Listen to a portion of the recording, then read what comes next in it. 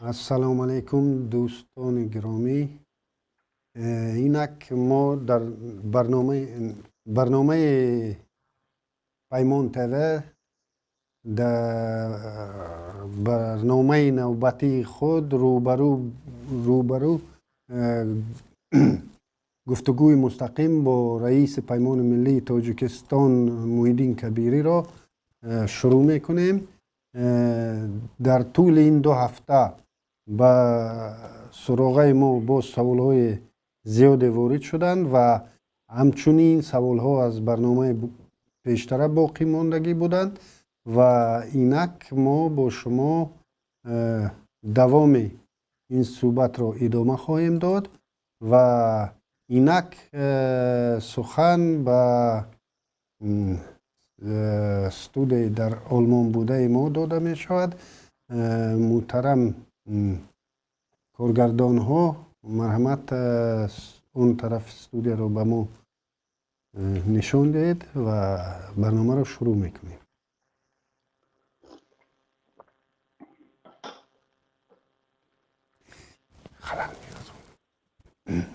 بله من میشنوم،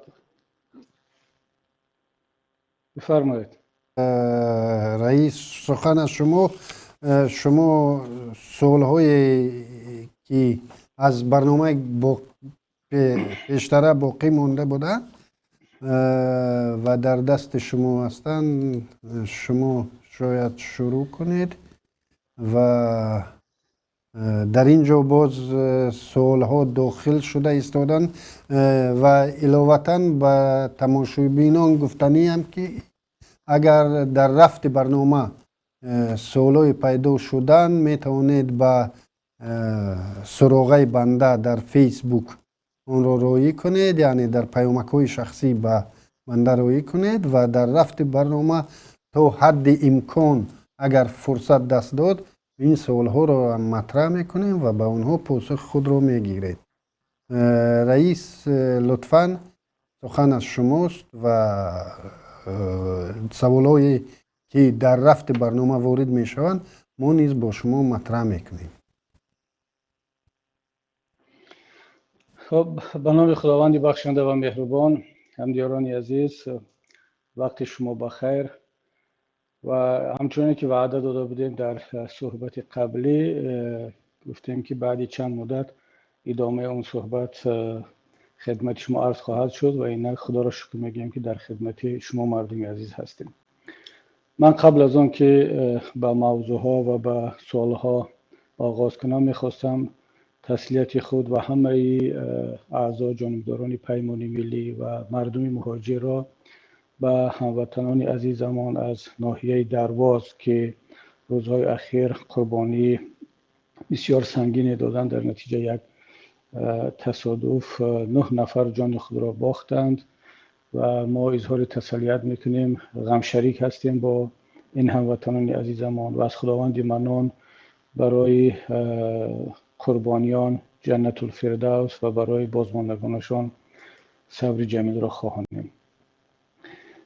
همدیاران عزیز، در صحبت قبلی هم گفته بودیم که از این به بعد دیگر ما موضوعی را انتخاب خواهیم کرد که در شروع شاید 10 15 و شاید بیشتر از این دقیقه وقت خواهد گرفت و بعداً به سوالهایی که مربوط به همین موضوع هستند جواب خواهیم گفت و بعد از آن میگذاریم به سوالهای پراکنده‌ای که در موضوعهای گوناگون از طرف شهروندان وارد شدن جواب خواهیم گفت. و چون که میبینید در بالای میز ما چند دسته از سوالها هستند، سوالها خیلی زیاد و یک قسمی از سوالها از صحبت قبلی مانده بود که متاسفانه نتونستیم جواب بگیم و یک قسم سوالهای دیگر در رفت این 2 هفته وارد شد و تلاش خود را خواهیم کرد که با کمک خداوند و با صبر و شکیبایی شما به این سوالها اون مقداری که امکان دارد در این صحبت جواب گیم، اگر نشد انشاءالله در صحبت‌های بعدی جواب خواهیم گفت. موضوع صحبت امروزه ما همچنان که مسئولین این برنامه اعلان کردند این درباره پیمان ملی تاجیکستان خواهد بود و بنده تلاش خواهم کرد در حجم 10-15 دقیقه اهداف اصلی پیمان ملی تاجیکستان و سبب‌های تشکیل آن را در این شرایط و در این شب و روز خدمت شما هموطنان عزیز عرض کنم و بعدا میگذاریم به جواب سوال‌هایی که مربوط به پیمان ملی تاجیکستان هست. همچنین که شما آگاه هستید 9 سپتامبر 2018 در شهر وارشاوا اعلامیه تأسیس پیمان ملی تاجیکستان قبول شد، از طرف 4 سازمان به امضا رسید و میتوان گفت روز 9 سپتامبر روز تأسیس پیمان ملی تاجیکستان هست. چرا این روز انتخاب شد 9 سپتامبر؟ چند دلیل دارد. دلیل اصلی این است که این روز جشن پر افتخار هر یک تاجیکستانی و شهروند کشور ما هست، روز استقلالیت وطنمون، و ما مخصوص این روز را انتخاب کردیم زیرا پیمان ملی تاجیکستان ادامه اون حرکت استقلال خواهی ملی هست که تاریخش طول هزار ساله ها وجود داشت و آخران سنه این 9 سپتامبر در پس از پاشخوری اتحاد شوروی پارلمان جمهوری تاجیکستان تحت فشار میدان استقلال خواهان که از حکومت زمان، از پارلمان وقت که اکثرا از یک حزب از بازماندگان ایدئولوژی شوروی و بولشویکی عبارت بودند، مجبور شدند که این استقلالیت را اعلان کنند و بنابر همین اگرچه نمیخواستند، اینم باید تاکید کنم، اگرچه نمیخواستند و دلیلش هم این است که ما یکی از آخرین ها شده این استقلالیت را اعلان کردیم، منظورم پارلمانی اون وقت، هرچند امید داشتن که باز هم وضعیت تغییر میکند و شاید که کشورهایی که استقلالیت را اعلان کردن مثل روسیه، مثل جمهوری های بالتیک، جمهوری های قفقاز و حتی ازبکستان همسایه هم یک هفته زودتر از ما استقلالیت را اعلان کرد، اما پارلمان و حکومت اون وقت امید داشت که هنوز هم باز یک تغییرات می شود و سراسیمه نشوند. منتظر بودم که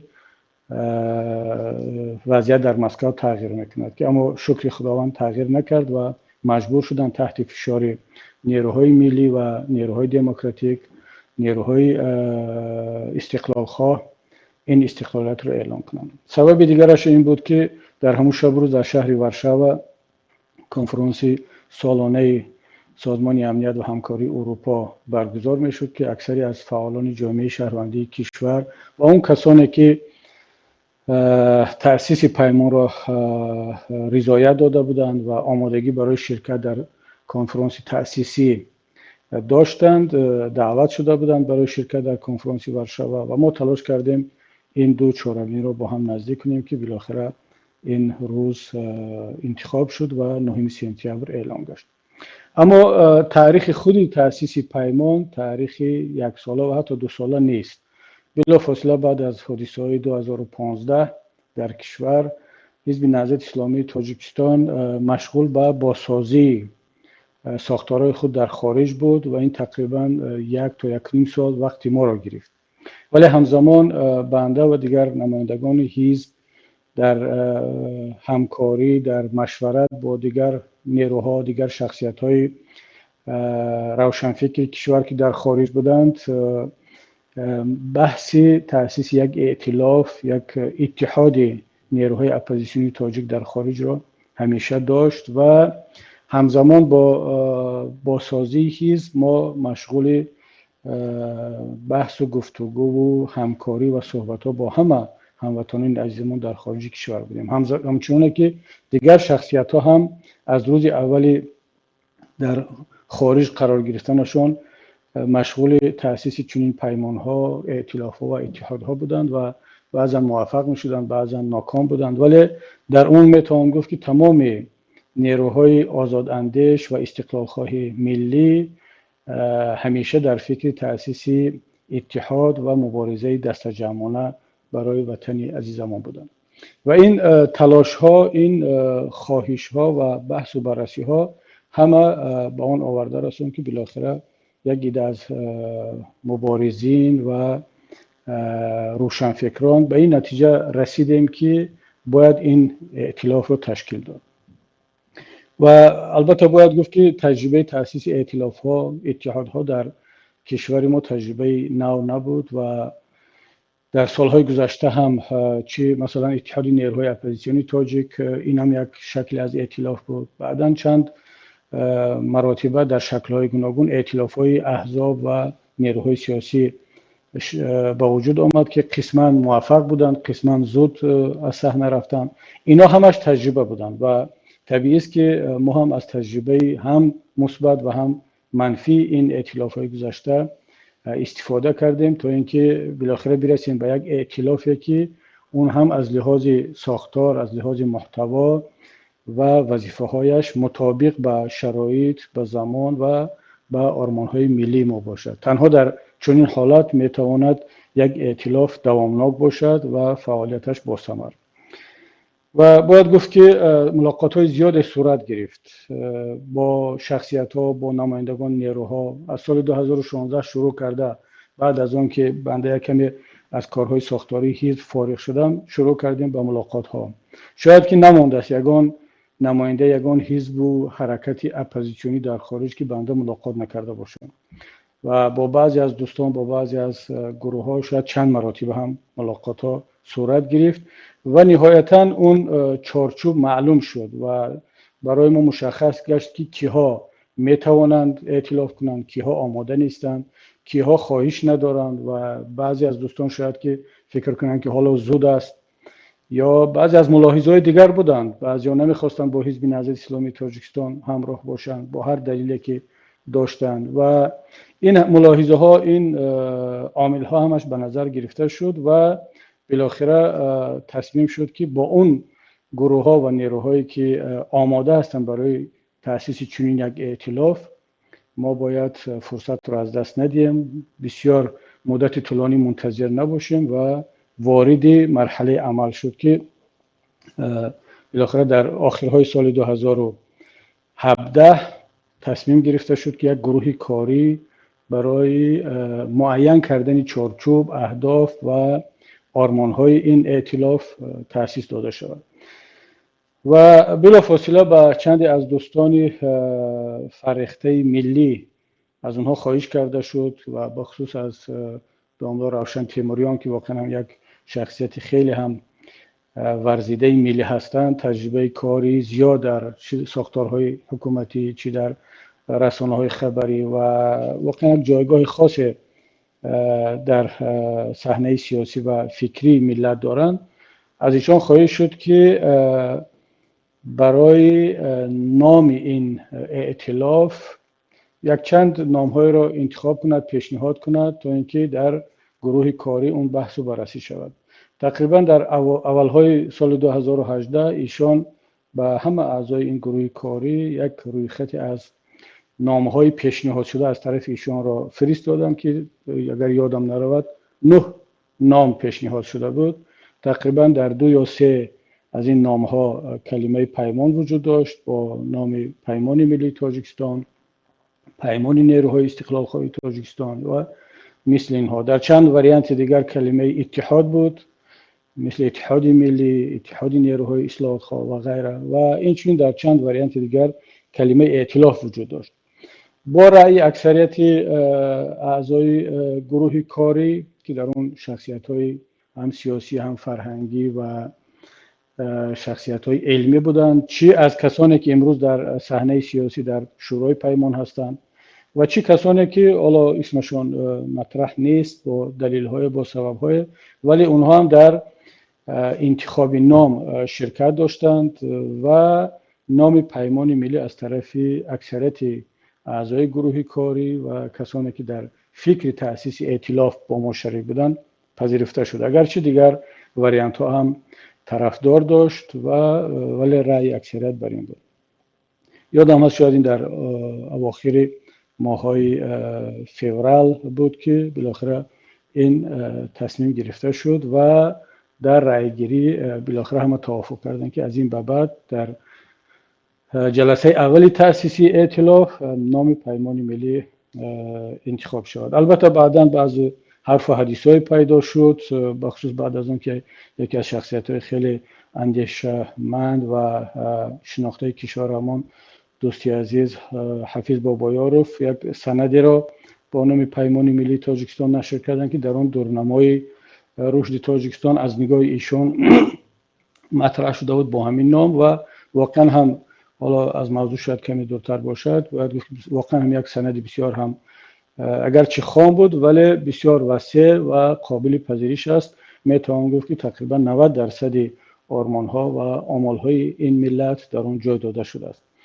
و بعد از پیدایش این سند در رسانه ها با همین نام، البته در داخل پیمان هم یک حرف و حدیث های بود، تحلیل های بود که چرا چنین شد و آیا این مخصوص بود یا به طور تصادفی، ولی ما اکثریت به این نظر بودیم که احتمال زیاد این تصادفی است و حتی اگر تصادفی هم نباشد نباید ما وارد این بحثا شویم. بالاخره هیچ نام مال خصوصی کسی نیست، نه از ما نه از کسی دیگر، به خصوص با نام پیمان که ده ها و شاید صدها سازمان ها با این نام چه در پهنای سابق شوروی و چه در کشورهای دیگر در جهان وجود دارد و هیچ کس حق منپولی این نام را ندارد، نه ما نه کسی دیگر. و با همین ما تصمیم گرفتیم که وارد این بحث نشیم، اگرچه هم پیمان ملی و هم بعضی شخصیت ها مورد اتهام قرار گرفتن که گویا این نام خدای نکرده دزدیده شد یا ما همچون مالکیت ذهنی که باید هموطنان عزیز با خصوص دوستانی که در این موضوع داخل داشتن بدانند که حداقل از طرف پیمان ملی تاجیکستان این یک امر تصادفی بود و هیچ توطئه، هیچ غرضی در این بین نبود. حتی ما بعداً خودمون در داخل پیمان گفتیم که ما هم نسبت دیگران باید چنین پیش ذهنیتی ها و بدگمانی را نداشته باشیم که خدا را شکر اکثریت اعضا به این موافق بودند و پیمان ملی وارد این بحث دیگر نشد و همین طریق ما با این نام و با این ساختار رفتیم به جلسه اولی تأسیسی در شهر ورشاو که دیگر دوستان آگاه هستند که آن تأسیس شد و اهداف و آرمان‌های عمومی و کلی پیمان ملی تاجیکستان در همون سند اعلامیه خیلی واضح و روشن گفته شدند و در اونجا آمده است که پیمان ملی تاجیکستان خواستار یک تاجیکستانی آزاد، پیشرفته، مستقل می باشد که در آن انسان، کرامت انسان، آزادی انسان اولویت خواهد داشت. یعنی انسان محور تمام برنامه‌های حکومت و دولت قرار خواهد گرفت، نه کدام شعار، نه کدام رمز دیگری، نه کدام ساختار، نه کدام شخصیت همچونی که الان هست، بلکه انسان، خواه اون انسان شهروند تاجیکستان باشد، خواه در تاجیکستان زندگی میکند و این هدف اصلی و کلی پیمان ملی تاجیکستان است. اما طبیعی است که هر یک ساختار، هر یک گروه سیاسی برنامه دارد که در آن مشخصتر این آرمان ها نشان داده میشند، راههای رسیدن به این اهداف که در آینده نزدیک پیمان ملی حتما آن را خدمت هموطنان عزیز ارائه خواهد کرد. اما پیش میخواستم یک نکته را خدمت عزیزان ذکر کنم که بسیاری هنوزم در قالب شخص شده قبلی مانده هم فکر میکنن که یک حزب سیاسی، یک نامزد یا یک ائتلاف باید حتما به ملت قبل از آن که وارد صحنه شود یک برنامه مفصل، دقیق و خیلی هم بزرگ را معرفی کند که در آن تمام برنامه ها و راه حل ها برای رسیدن به این اهداف نشان داده شود و حتی بعضی هم این کار هم انجام میدهند، مثل یک دیسرتاسیون علمی خیلی بزرگ پیشنهاد میکنن. اما نباید فراموش کرد که مسئله در سر برنامه ها نیست. حکومت ها، سازمان ها، حزب ها اونقدر برنامه های زیبا نوشتند، آماده کردند و به ملت ها معرفی کردند که حسابش کن. شما اگر هر انتخابات ببینید، نامزدها به پرزیدنتی، احزاب سیاسی و حتی در انتخابات پارلمانی هم ده ها و شاید صدها برنامه های زیبا را که از یکدیگر رو بردار شدند به ملت معرفی میکنند، میبینید. اما هیچ کدام از اونها عملی نمی شود. چرا؟ برای آنکه این از روی عادت و از روی اون فرهنگ شخص شده قبلی پیشنهاد می شود. اما شخصیت های سیاسی، احزاب سیاسی، ائتلاف های سیاسی قوی و جدی معاصر دنبال این قالب های شخص شده قبلی نمی روند، بلکه با معرفی دیدگاه های کلی خود به ملت، به مردم خود را معرفی میکنند که چگونه کشور دیدن میخواهند، چگونه ملت رو پیش بردن میخواهند و بعد از آن که ملت آنها رو پذیرفت، آنها میرن سراغ عملی کردن این اهداف و آرمان‌های اعلان شده با برنامه دقیق تر که در مرحله اولی بعد از رسیدن به حاکمیت یا تغییرات در ساختار با وجود خواهد آمد. بنابراین کسانی که همیشه طلب میکنن از پیمان ملی که کجاست برنامه دقیق شما با کدام راه پیش رفتنی هستید، با آنها میگیم که دیگر این گونه سوال ها را زیاد مطرح نکنند، چون که این دیگر به تکنولوژی سیاسی عصرهای گذشته است. شما ببینید مگر کسانی که الان وضعیت رو در ارمنستان، قبلا در گرجستان یا در کشورهای دیگر تغییر کردن و در 100 روز اول نتیجه هم گرفتن، آیا قبل از آن که بیان به حاکمیت به مردم به ملتشون کدام برنامه تدوین شده و تهیه شده رو معرفی کرده بودن؟ البته نه. و این کاری چندان دشوار هم نیست. تهیه کردن برنامه دشوارترین کار در اینجا اعتماد مردم است، به دست آوردن باوری مردم است و رسیدن به اون لحظه و ساعتی که باید بعداً این برنامه ها تهیه شوند. و نکته دیگری که قبل از آن که من این قسمت رو خاتمه بدهم و برسیم به قسمت سوال و جواب از طرف استودیا یا سوال های مربوط به پیمان، یک نکته رو میخواستم اینجا ذکر کنم که پیمان ملی تاجیکستان اصلا ضد هیچ کس نیست، نه ضد نیروهای دیگری ملی، نه ضد شخصیت ها و حتی نه ضد حکومت امروزه تاجیکستان. این نکته خیلی مهم است. شاید بعضی سوال کنن که اگر شما در مخالفت قرار دارید، اپوزیسیون هستید، چگونه ضد حکومت نیستید؟ بله، ما ضد حکومت، ضد دولت، ضد ملت، حتی ضد شخصیتایی که امروز در این حکومت کار میکنن همچون شخص نیستیم. ما ضد پرینسیپ های غلطی هستیم که آنها با استفاده از این پرینسیپ ها و اصول ها ملت را اداره کرده ایستادن، ملت را به ورطه برده ایستادن. حالا فرق نمیکند که این پرینسیپ ها را، این اصول دولتداری را کدام شخصیت، کدام خانواده، کدام حزب یا کدام حکومت اجرا کرده ایستاده است، عملی میکند. و هر کی استفاده کرد از این اصول های غلط، از این پرینسیپ های اشتباهی، طبیعی است که پیمان ملی تاجیکستان علیه او فعالیت خواهد کرد، نه علیه شخصیتی معین. اما امروز که حکومت جمهوری تاجیکستان با رهبری امام علی رحمانوف این پرینسیپ های غلط دولتداری را بالای سر ملت دارد تحمیل میکند، اجرا میکند، ملت را روز به روز به نابودی میبرد. امروز تاجیکستان عزیز ما متاسفانه که از عقب مانده ترین کشورها، نه تنها دیگر در کشورهای سابق شوروی هست، بلکه در جهان قرار دارد. از تمام نشاندادها، از مسئله کمونیکاسیا، تکنولوژی، اینترنت، آزادی سخن، در آخران گزارش ترانسپرنسی اینترنشنال که تقریبا 3 روز پیش نشر شد، تاجیکستان از بین 180 کشور در مقام 152 قرار دارد از روی فساد اداری و مالی، یعنی از روی کروپسیا. به معنای تاجیکی بگم رشوه‌ستانی منصبداران، پاره‌خوری آنها. شما ببینید یک کشور، یک ملت سربلند و تاجدار تاجیک در بین 180 کشور جهان یکی از بلندترین سطح پاره‌خوری رشوه‌ستانی منصبداران را دارد. حالا این کارها را که امام علی رحمان با دستگاهش و اطرافیانش انجام میدهد علیه ملت، طبیعی است که پیمان ملی تاجیکستان و همه کسانی که ملت را دوست می‌دارند علیه آنها خواهند بود و باید باشند. نه علیه شخصیتی کسی، نه علیه پدری کسی، فرزندی کسی، بلکه علیه کسانی که با این اصول غلط ملت رو دارند به ورطه تله میدهند. بنابر همین پیمان ملی تاجیکستان روی کردی مثبت دارد، نه روی کردی منفی. ما علیه کسی، علیه گروه نیستیم، بلکه برای ملت و برای کشور هستیم. خیلی میخواستم به این نکته ها دقت کنید که نه علیه کسی، بلکه برای ملت و برای وطن هستیم.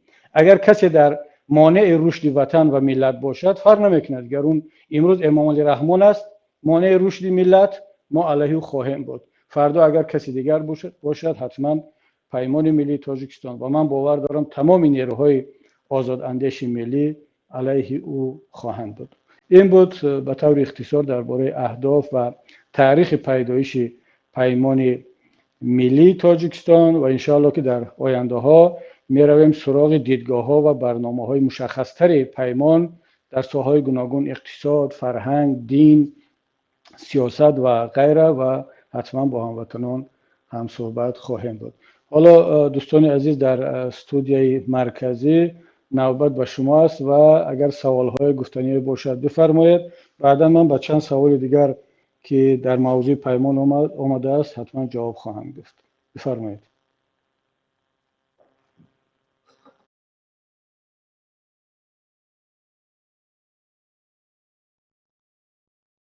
من هستم. دوستان عزیز،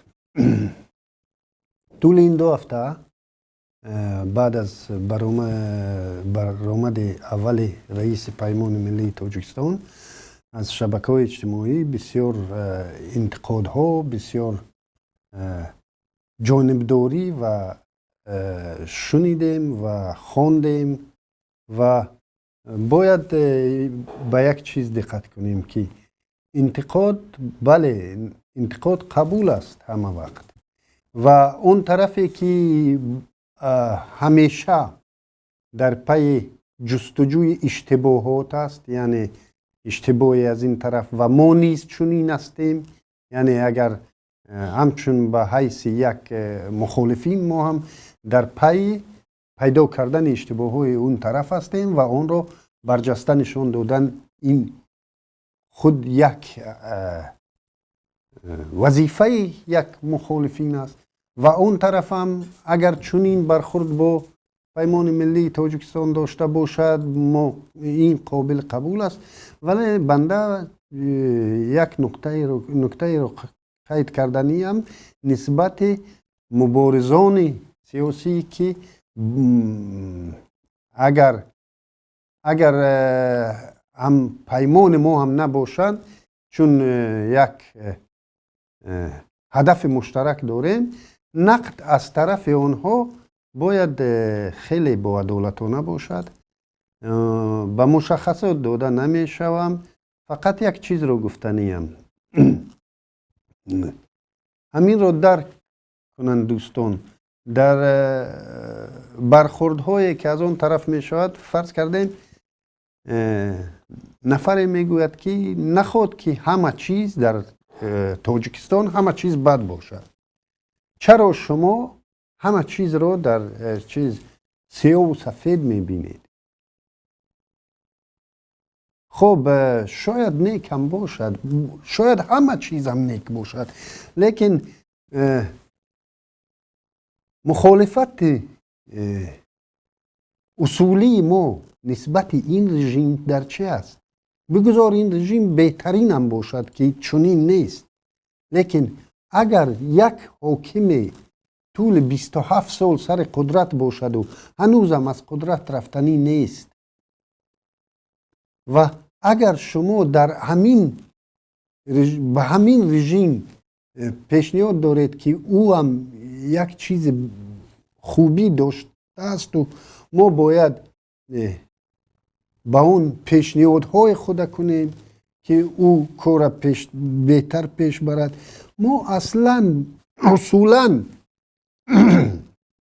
اصولا قبول نداریم شاهیگری رو در دولت خود و این تحقیر یک ملت است.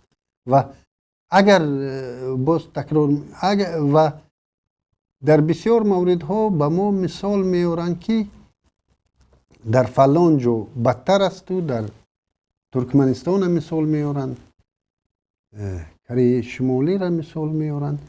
دوستان گرامی، ترکمنستان یا کره شمالی ادعای دموکراتی بودن اصلا نکردند یگان بار، یعنی اونا حداقل بر ریا دست نمیزنند، لیکن دولتی که ما که ادعای دموکراتی میکنیم و همیشه از این که دولت ما دموکراتی و دنیوی و حقوق بنیاد است و بر اساس این همه رقیبان سیاسی رو از صحنه سیاست دور کرده، در این حالت ما نه در جستجوی چیز کمبودی و بهتری هستیم، ما عموما اصولا در این مسئله نمیتوانیم سازش کنیم با این. دوستان در اینجا سوالهای زیادی وارد شدن، سوالها بسیار سوالها تکرار میشن. من اسم بعضی ها رو میگیرم، شاید اینا فیک باشن، شاید واقعی باشن. مثال عبدالله سمدوف، حسن عظیمبایف، مظفرف تیمور، فیروز علیف، نورالله هدایتوف. خب باز اینجا کامل شیروز. خب خیلی اینجا فیک های وای یتیموف از فابریکه جواب که بهترین نامش را برایشان میرزای سلیم پور پیشنهاد کرد که فرمه جواب نامش را نیاد. خیلی نشان رست. اعظم و فاعظم، محزون مستریب، فرهاد کوهستانی و بسیار دیگر همین خیلی شخصان شاید واقعی و بعضی اشون شاید فیک باشند. بعضی اشون خیر خواهانه سوال های پیشنهاد کردند، بعضی اشون خصمانه. ما از همه اشون چه از اینها چه از آنها تشکر میکنیم و بسیار قابل توجه است که بسیار مهاجران مهنتی تاجیک از فدراسیون روسیه نوشته استودند و ما رو خیلی این دلگرم میکند که نه همه شهروندان تاجیکستان خوب هستند، یعنی هستند آدمانی که واقعیت رو میدانند و هواخوی چه هستند تغییرات در سیستم تاجیکستان هستند. فرض کردیم خب نام های خود رو آوردن ولی بنده نمیخواهم که نام ایشان رو بگیرم، شاید که مشکل برایشان ایجاد شود.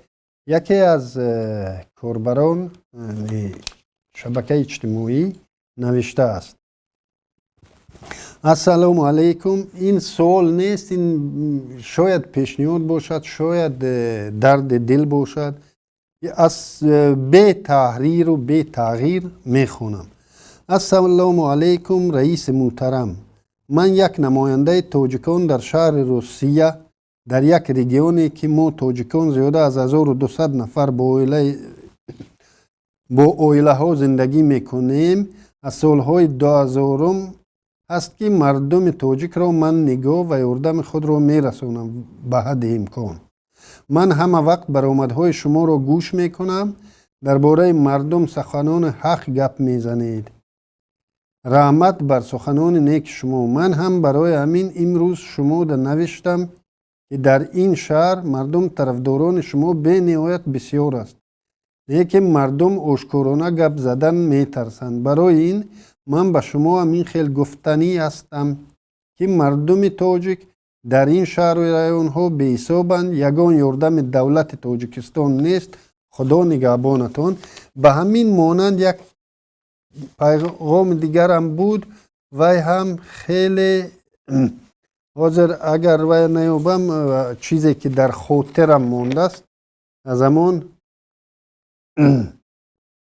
به شما، یعنی یکی کاربرم در همین موضوع نوشته است که آیا شما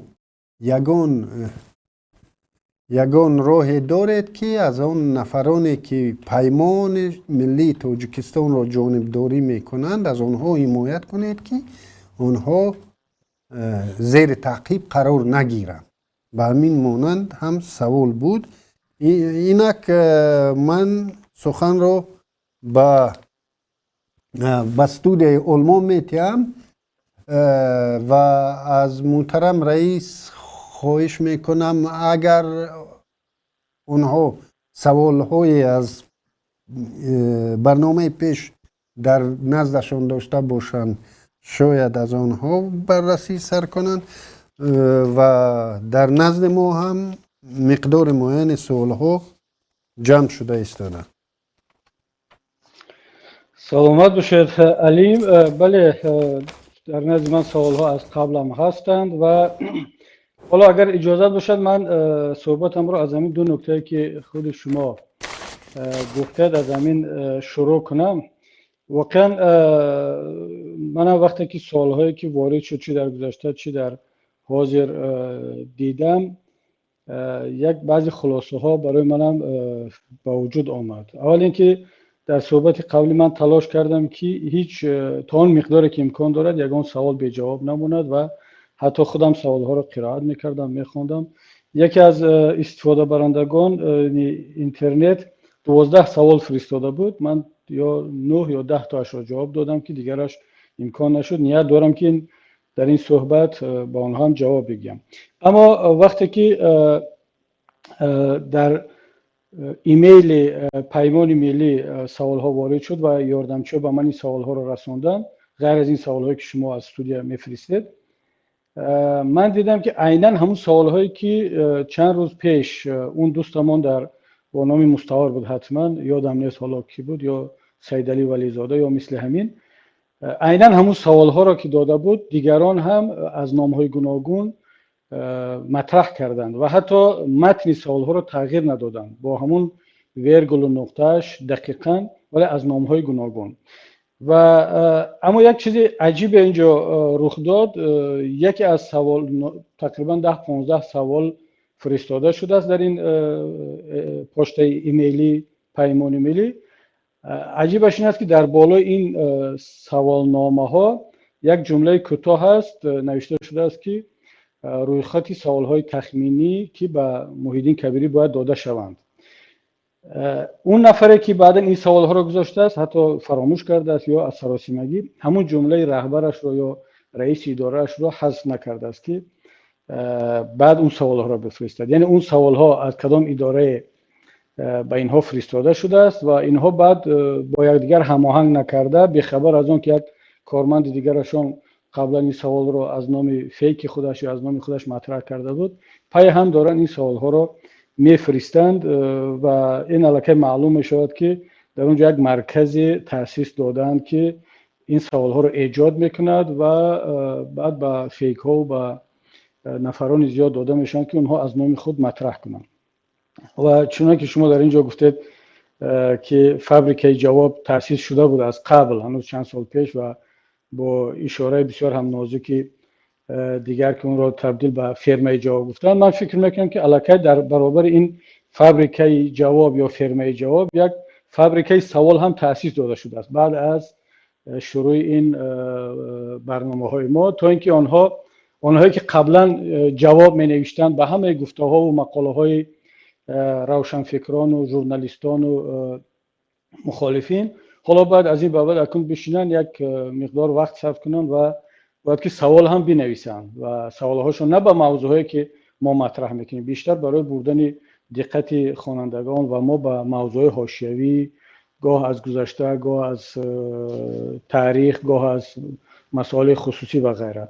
بنابر همین من کاملا موافقم با شما که این سوال ها باید که با آنها جدی برخورد کرده شود با احترام همه مؤلفان، چی فیک است چی شخصی واقعی. اما طبیعی است که دیگر اون سوال هایی که تکرار می شوند و بخصوص سوال هایی که با آنها جواب گفته شده باز تکرار می شوند، البته شما درست هم میکنید که آنها را باید یک مقدار اعلا کرده شوند. اما خواهش من از استودیو این است که به هیچ وجه سنزور نباشد، مگر اینکه سوال هایی که تحقیر باشد، دخالت به حیات انسان ها باشد، حیات و امنیت کسی را تحت خطر قرار بدهد، اینها طبیعی است که حذف شوند. ما حق نداریم طبق قانون های اروپا و عموما قانون های بین المللی به حیات خصوصی مردم دخالت کنیم، خدای نکرده به کسی خطر ایجاد شود و کسی تحقیر شود. ولی دیگر هر موضوعی که هست، حتی اگر پرووکاسیونی هم باشد، من خواهش میکنم که آنها رو مطرح کنم. و اینجا سوالی که داده است این دوستی عزیز، البته من تشکر میگم و منتداری خود را با اون دوستمون که از نوع مهاجرین نوشتن بیان میکنم که واقعا هم هستند هزارها و شاید ده ها صدها هزار هموطنان ما که دعاگاه هستند، منتظر هستند، اما طبیعی است که از ترس که اون زیر ماشین رپرسیوی حکومت قرار نگیرند خودشان خویش و تبار طبیعی است که نمیتونن به طور آشکار از ما پشتیبانی کنن یا همکاری خود را اعلام کنند، ولی ما مطمئنیم، میدانیم که شماره این گونه هموطنان کم نیست و شما هم مطمئن باشید که پیمان ملی و همه مبارزین در فکر شما هستند و این برنامه هم به خاطر شما هست. وگرنه کسانی که در اروپا آمدن اینا زندگی خوب دارن، شرایطشون خوب است و اصلا هیچ ضرورتی ندارن که بیان در صحنه با این یک حکومت ظالم و کسانی که وطن و ملت رو غصب کردن دست به گریبان شوند. این هم فقط به خاطر ملت و به خاطر آینده کشور و شما هم هست. اما سوالی که این دوستمون داده است که آیا میتونیم از جانبداران پیمان که میخوان با ما در تماس شوند همکاری کنند حمایت کنیم، آنها را دفاع کنیم یا نه؟ سوال بسیار مهم است. اما دوستی عزیز باید بدانید که نه پیمان ملی تاجیکستان نه هیچ یک نیروی اپوزیسیونی در شرایطی که ما و شما هستیم امکانی حمایت از همه اعضا، پیروان و جانبداران خود را ندارد و این گونه وظیفه هم در نزد هیچ کس نمیتواند بیستد، برای آنکه ما اولی که وعده را به کسی نمیکنیم، ثانیاً این امکانیت را نداریم و از همه مهمش هر کسی که با ما همکاری میکند، هر کسی که خب میخواهد در پهلوی ما باشد، دیگر اون خودش این کار آگاهانه میکند، با پذیرفتن این همه ریسک ها، خطرها میاد در پهلوی ما قرار میگیرد. بنابر همین ما هم هیچگاه از دیگران طلب نکردیم که با همه قیمتی که تمام می شود بیان در پهلوی ما قرار بگیرن. نه، باید خود هموطنان خودشان تشخیص کنند که چه مقدار خطر به آنها تهدید میکند. اگر خدای نکرده اگر خطری به جان و مال و آزادی شما هست، طبیعی است که کافی است که در حق ما دعاگو باشد و اون مقدار کاری را که خودتان انجام داده میتواند بدون آنکه ما بدانیم و بفهمیم و اعلام کنید حتما انجام بدهید و ما باور هم داریم که امروزها صدها و هزارها کسانی که هیچ کس آنها را نمیشناسد نمیداند در خدمت ملت هستند و کارهای خوبی را هم دارند انجام میدهند. خب همونطوری که من وعده کرده بودم چند سوال‌های هست. من شروع میکنم از سوال‌هایی که مربوط به پیمان ملی تاجیکستان است. یکی از دوستان بسیار هم فعال، سعید سفرов، چند سوال فرستاده بودند و سوال‌هاشون به زبان روسی هم هست. من با اجازت ایشان جواب‌ها رو به زبان تاجیکی میگردانم، فقط به خاطر احترام تماشابینان ما که اکثریت یعنی تاجیکی صحبت میکنن، ولی البته اکثریت هم باز روسی رو میدونن، ولی اگر اجازت باشد من به تاجیکی جواب بدم. ایشان سوال میدن که خب добрый день, спасибо, что согласились ответить на вопросы граждан касательно нового объединения Национальный альянс Таджикистана. У меня есть несколько вопросов. خب بعد سوالهاش میاد، میگه که پیشتر هم چندین کولیسیا و ائتلاف تشکیل شده بود که نتیجه هاشون اونقدر با موفقیت بود و میپرسد که شما میتونید گفته که فرقیت این ائتلاف جدید یعنی پیمان ملی تاجیکستان از دیگران در چی است؟ من قبلا در صحبت مقدمه‌ای گفتم دوستی عزیز که ما از تجربه همه ائتلاف‌ها استفاده کردیم، هم اون ائتلافایی که خودمون شرکت کرده بودیم و هم ائتلافایی که دیگر هموطنان تشکیل کردن. بعضیش واقعا هم موفقیت داشت، بعضیش خب طبیعی هست که نه چندان زیاد. اما نباید ما مقایسه کنیم و برویم سراغ جستجو کردن کمبودی‌های دیگران. برعکس ما میگیم که اینا همش برای ما درس بود، از تجربه اونها استفاده کردیم. اما اون نقطه‌ای که خیلی مهم است و ما را از دیگران فرق میکناند این است که پیمان ملی تاجیکستان در اساس یا از طرف سازمان ها تشکیل شد نه شخصیت ها.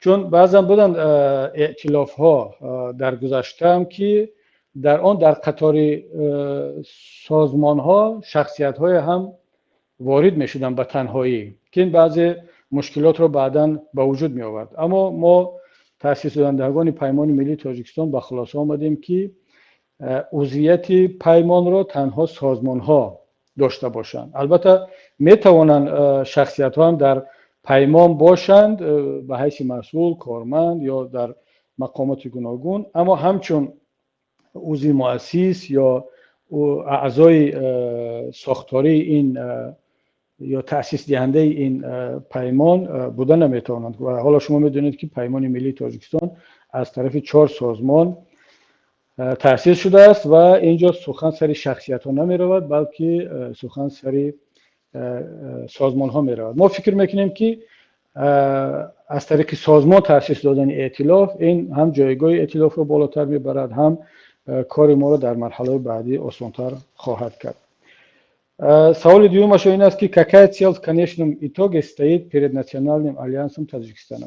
Ман дар суҳбати аввал гуфтам ки ҳадафи асосӣ ё ки ҳадафи ниҳоии паймони миллии Тоҷикистон ин расидан ба як Тоҷикистони озод, воқеан ҳам демократӣ ва воқеан ҳам дунявӣ ба маънои воқеии калима. Ман хеле мехоҳам сари ин мавзӯи демократӣ ва дунявӣ будани Тоҷикистони оянда دوستان اهمیت بدهند. بعضا سوال ها میشود، اشاره با ما میشود، چون بعضی ها وقتی که میگن دموکراسی فکر میکنن که معنی دموکراسی همون دموکراسی است که امروز حزب خلق دموکراتی تاجیکستان یا خود شخص امام الرحمن میفهمد و عملی کرده ایستاده است.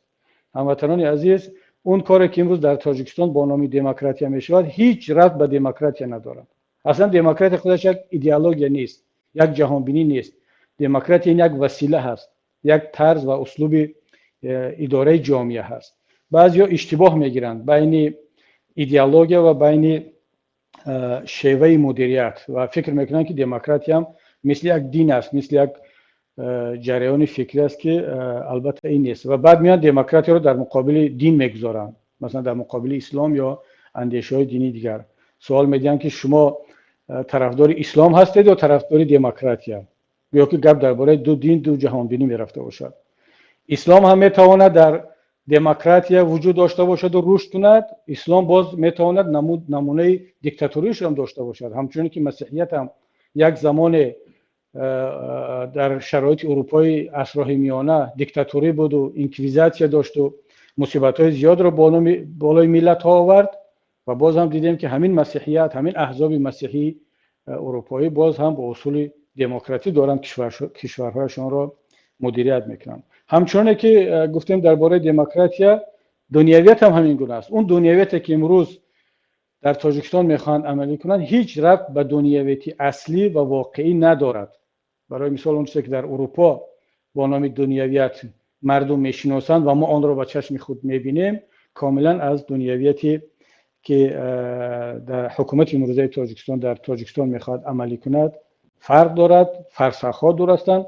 مثل همون است که بعضی گروه‌های تندرو افراطی با نام اسلام عمل میکنن، ضربه هم به اسلام میزنن، ضربه به مسلمانان میزنن و بعضی‌ها فکر میکنن که اسلام همین، یعنی اسلام همین کشتن، غارت کردن، سربریدن، غلام کردن و غیره، در صورتی که اینها هیچ ربطی به اسلام ندارن. و اون چیزی هم که ما امروز در تاجیکستان میبینیم با نام دموکراسی و با نام دنیویت هیچ ربطی به این دو پرینسیپ ندارد. بنابراین همین وقتی که پیمان ملی تاجیکستان میگه که ما طرفدار یک تاجیکستان آزاد، مستقل، دموکراتی و واقعا هم دنیوی هستیم، به معنی آن هست که از تجربه پیشرفته کشورهای دیگری که واقعا هم دموکراتی و دنیوی و مستقل هستند استفاده شود و هدف نهایی پیمان هم همین هست. خب یک سوال دیگر این دوستمون داده است. من تلاش میکنم که خیلی مختصر به اینها جواب بگم، اگرچه بعضی سوال ها واقعا هم جواب های مفصل رو طلب میکنن. Можно ли считать национальный альянс политической организацией? Если да, то имеется ли у альянса своя политическая, экономическая и социальная программа?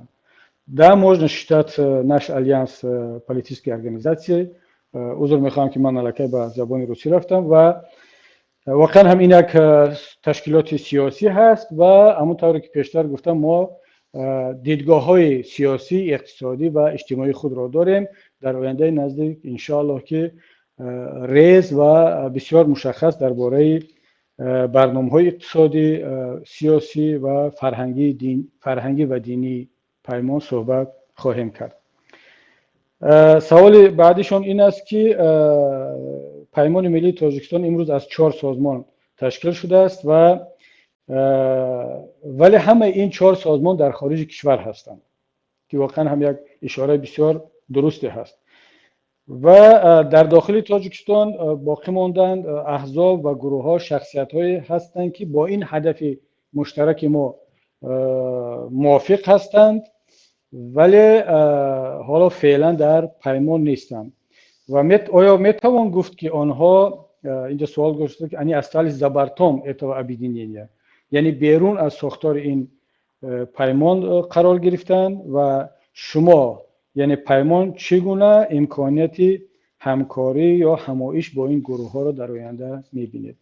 از نگاه من بسیار یک سوال مهم است و باید گفت که من قبلا هم اعلان کرده بودم در یک صحبتم حتی با اعضایان حزب نهضت اسلامی تاجیکستان که فعالیت خود را در داخل کشور قطع کنند و ما نمیخواهیم که کسی برای به خاطر حزب، به خاطر پیمان یا به خاطر فعالیت سیاسی حیاتش، آزادیش زیر خطر قرار بگیرد. و خدا را شکر که همه اعضای حزب و همه طرفداران ما به این دستور و خواهش ما عمل کرده ایستادند، اگرچه حکومت بازم بعضی نامردی ها کرد که کسانی را هم که دیگر فعالیت سیاسی و حزبی نمیکنند با تهمت ها بردن پس پنجره زندان، حتی برای فعالیت های قبلی، برای فعالیت های بعدی که اصلا هیچ فعالیتی نداشتند ولی داشتن زندگی خود را پیش می بردن. شاید در کدام صحبت من خوندم که گفته است که حتی تعریف نکرده است، طرفداری نکرده است، فقط گفته است که شاید اون همه تهمت هایی که نسبت آنها در رسانه های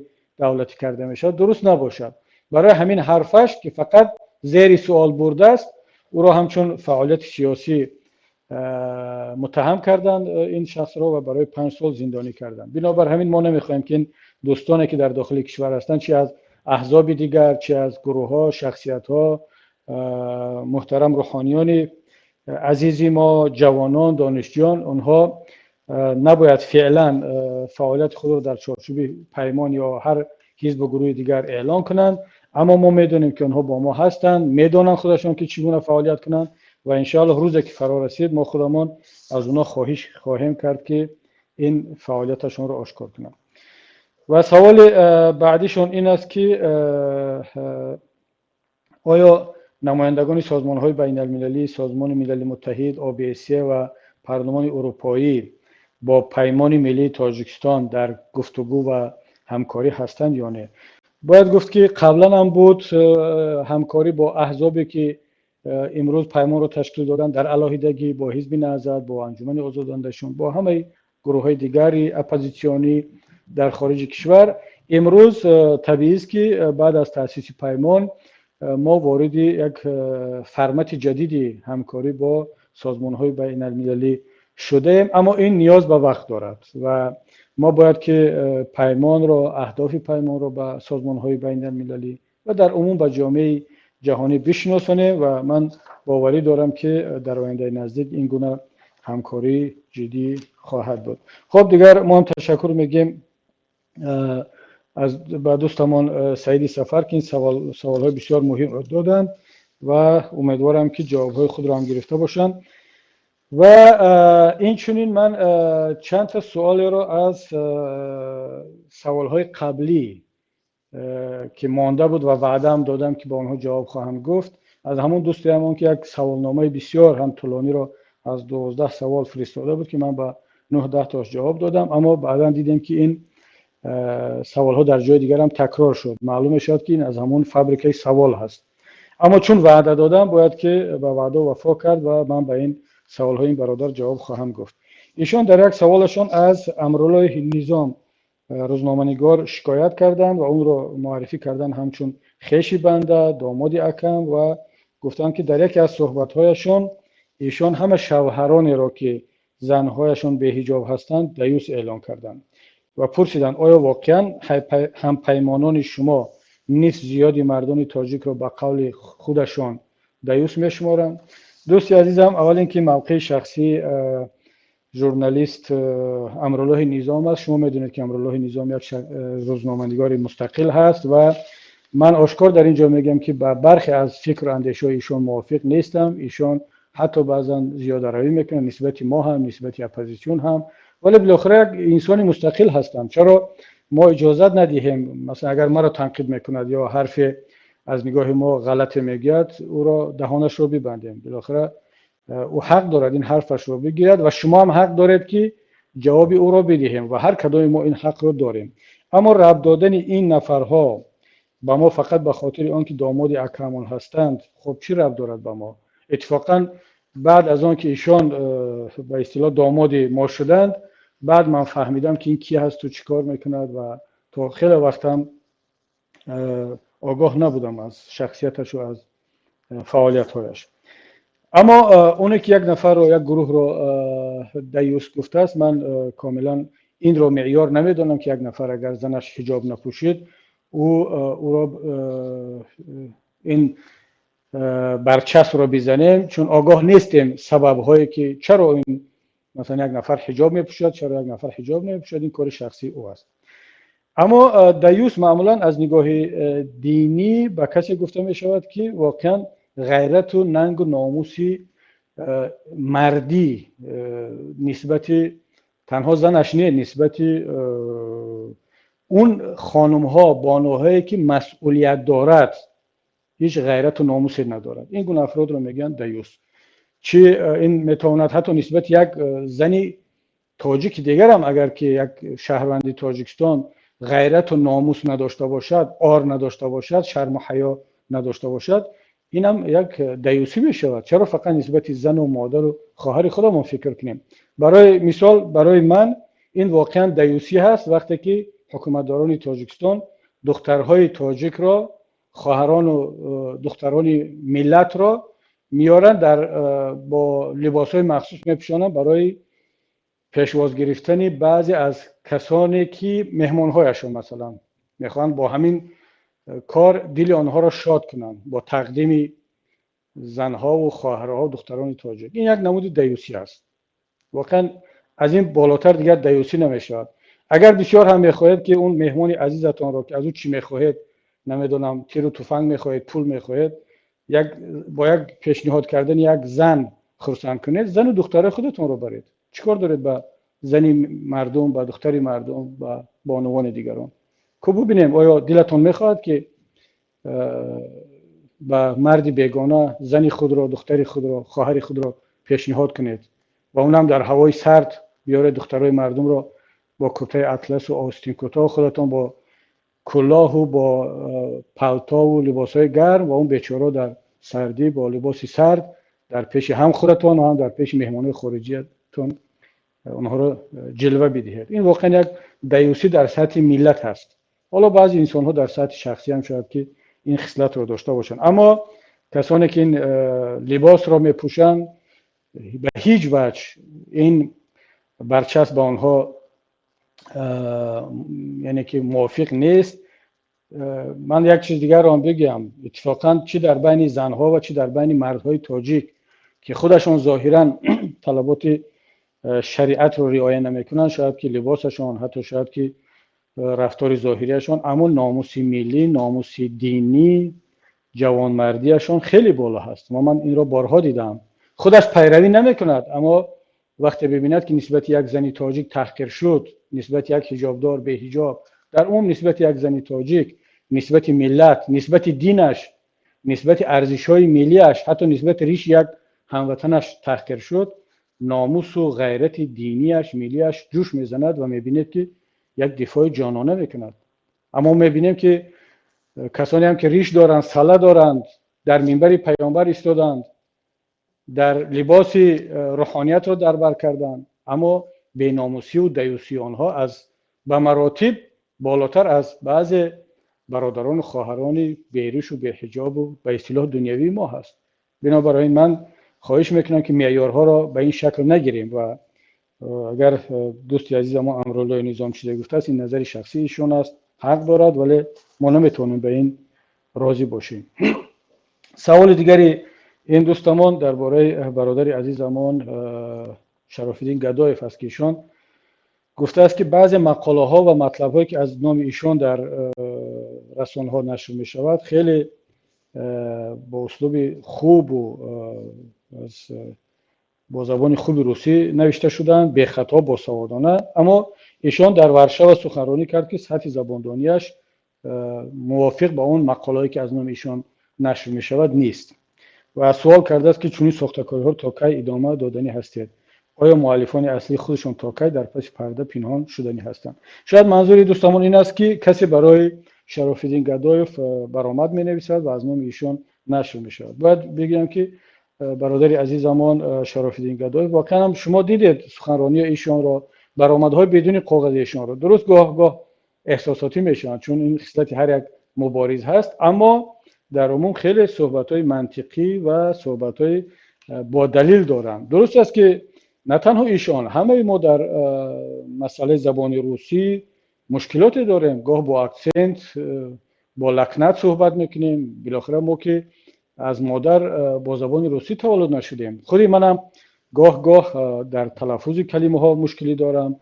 وقتی که مقاله هایم را به زبان روسی یا سخنرانی ها را خودم به زبان روسی می نویسم، حتما از یک دوست دیگر که زبان روسی را از من بهتر میداند خواهش میکنم که قلم بزند و شاید کمبودی های دارد که حتما دارد اصلاح کند و این هیچ بدی هم ندارد. اگر برادرمون شراف‌الدین گدایف سخنرانی میکند یا مقاله می نویسد بعد از کسی خواهش میکند که اصلاح کند، این یک امر ضروری هست، بلکه مثبت هم هست.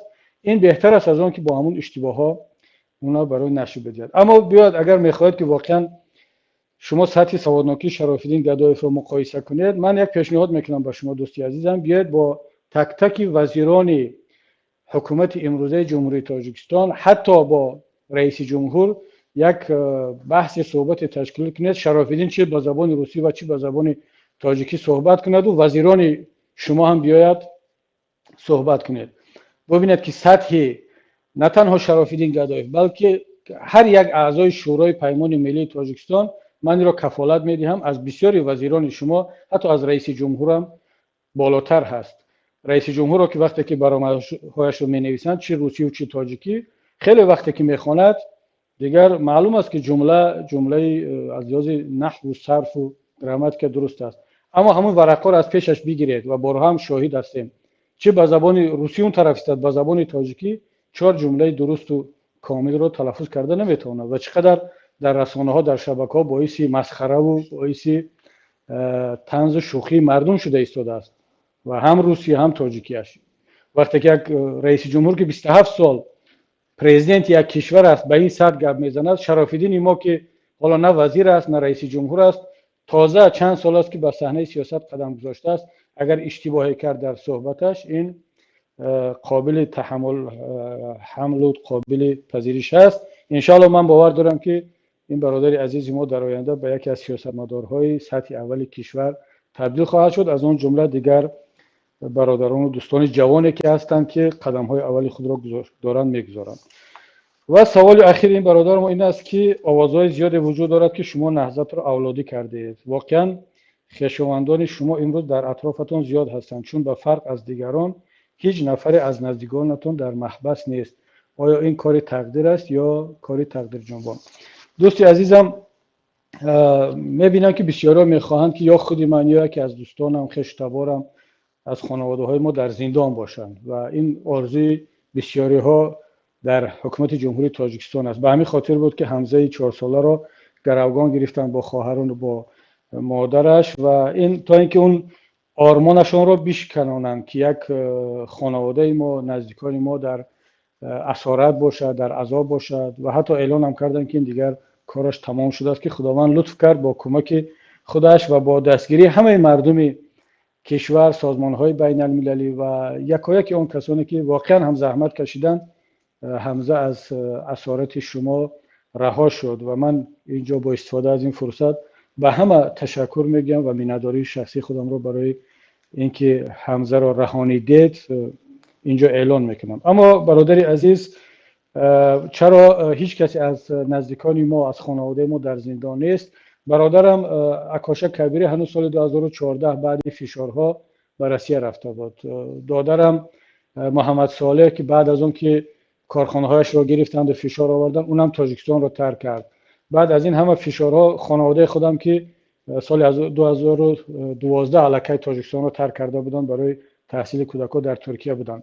اما دیگر اعضای خانواده بعد از این حادثه سپتامبری اولین مراتبه که من دستور دادم به همه اعضای حزب و طرفداران که کشور را ترک کنند، خیلی ها ترک کردن، از آن جمله اعضای خانواده ما. بالاخره پسرم روح الله در لحظه آخر همگی چند ساعت پیش از بازداشتش تاجیکستان رو ترک کرد. همونطور پسر دیگرم کبیر جان، خواهرم به بیسارا، نه تقدیر آنها را چند ساعت معین کرد، مثل که تقدیر ده ها و صدها هم حزب و همکاران ما را. اما متاسفانه یک مقدار از برادران ما فقط به دلیل آنکه باور نمیکردند که شما آنها را حبس میکنید، چون میگفتن ما چه عیب داریم، چه گناه داریم که کشور را ترک کنیم، آنها زندانی شدند. و اگر اونها هم چند ساعت پیش، چند روز پیش حرف شنوی میکردن، این حالت رخ نمیداد. اما درباره اولاد و درباره آنکه امروز در پهلوی ما همه اعضای خانواده و به اصطلاح شما اولاد هستند، من با این فخر میکنم و دستشون درد نکند که در این روزهای دشوار در پهلوی ما قرار دارند و این واقعا هم لطف آنها است که مرا تنها نگذاشتند. و این ولی خواهش من این است از تمام خویشاوندانم، اگر روز خدا اون روز را نزدیکتر بیاد که ما به وطن برگشتیم و پیمان ملی تاجیکستان رسید به یک جایگاهی که تقدیر کشور در دستش باشد، اینها مثل خویشاوندان دیگر دعوای قدرت و منصب از رهبریت پیمان، چی من باشم چی کسی دیگر، نکنند. دعوا نکنند که در روزهای سختی مبارزین نهضت اسلامی تاجیکستان و پیمان ملی اونها در کنار ما بودند و بعد بیان در روزهای سبکی دعوای منصب و مقام کنند. بله امروز در روزهای دشوار در پهلوی ما هستند، دستشون در نکند. من با اینها فخر میکنم و اینها نشان دادند که یک خانواده مبارز هستند و من پیش از همه به پدر و مادر محرومم که واقعا این گونه تربیت کردن خانواده رو از اونها میندار هستم. اما اینها نشان دادن که مثل دیگران نیستند. زمانی بود که یکی از شخصیت ها گفت که من خودم تنها هم، هیچ کس ندارم، یک برادری تراکتورچی دارم. اما امروز میبینیم که یک برادری تراکتورچی نداشته است. دیگر تمام کشور، تمام سمت‌های اقتصاد، درآمدها، راهها، شرکت‌های بزرگ، منصب‌ها در اختیار یک خانواده است و اینها منصب و مقام را در حالتی در سبوکی گرفتن. اینها برای تاجیکستان مبارزه نکردند. در روز حتی یگان نفرش عضو فرانت خلقی نبود، ولی وقتی که یک نماینده خاندان به قدرت رسید، به منصب رسید، تمام اولاد و خانواده را در اطراف خودش جمع کرد. اما وقتی که من رهبر نهضت اسلامی تاجیکستان شدم سال 2006، اولین قرار من در حزب نهضت اسلامی تاجیکستان این بود که برادر بزرگم، استادم اکاشا کبیری را که مرا تربیت کرده است و اون زمان از طرف رئیس سابق استاد مرحوم سید عبدالله نوری رئیس نهضت اسلامی تاجیکستان در پایتخت قرار داشت، من او را از منصب خالی کردم. گفتم خوب نیست که برادر رئیس حزب، برادر دیگر رئیس شعبه حزب در پایتخت باشد. درست که شما قبل از من بودید، اما مردم این را بهانه خواهند کرد شما بروید به یگان کاری پستر دیگر. و ایشان به یک مقام مسئولیت پستر را گرفتند و فرزند بزرگ استاد مرحوم محمد جان نوری را من به رئیس شعبه پایتخت، شعبه نهضت در پایتخت معرفی کردم. یادم هست که برادرم رو وقتی گفتم که خوب میشد که خودت اصلا از تمام مقامات نهضت بیرون میرفتی، به کارهای شخصی میگذاشتی و شرکت خودمون یا به یگان کار دیگر. و ایشان خیلی هم یک کمی تعجب کردن، گفتن که وقتی که من از نسل اولی نهضتی ها بودم خودت حتی عضو ریاست نهضت نبودی، چرا حزب سیاسی این شرکت نیست، این حکومت نیست و چی ربط دارد با اون که خودت رئیس حزب شدی؟ خب بالاخره من حق دارم که عضو حزب بمانم، یک مقام مناسب به خودم داشته باشم. ولی گفت قبول کرد که در یک مقام بلند حزبی نباشد. همچنین دیگر اعضای خانواده همون وقتی که ما در داخل کشور بودیم یگان نفرشان مقام حزبی بعد از رئیس شدن من نگرفتن. یک دلیل بیارید که رهبر نهضت اسلامی تاجیکستان بعد از رئیس حزب شدنش فلان اعضای خانواده، برادر، خواهرش را به این مقام حزبی بالاتر برد یا تعیین کرد.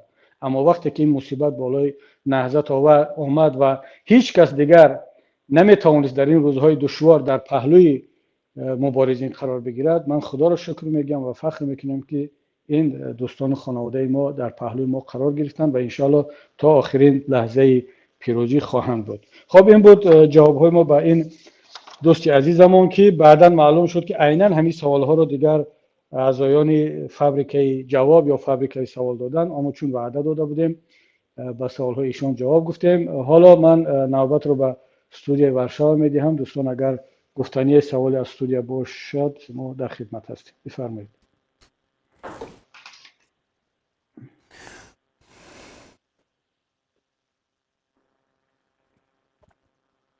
دوستان گرامی، در اینجا خیلی سوال ها وارد شدند. بعض سوال، بعض درخواست. یک استفاده برنده در اینجا سوال خیلی وسیع گذاشته است که این سوال ها رو البته پیمان تیوی مین بعد سلسله برنامه ها رو پیاده می سازد و ما سعی میکنیم که حداقل هفته یک بار با شما باشیم و در گرد همین سوال هایی که شما گذاشتید و در گرد سوال هایی که عموما زندگی در پیش شما میگذارد پاسخ یابیم.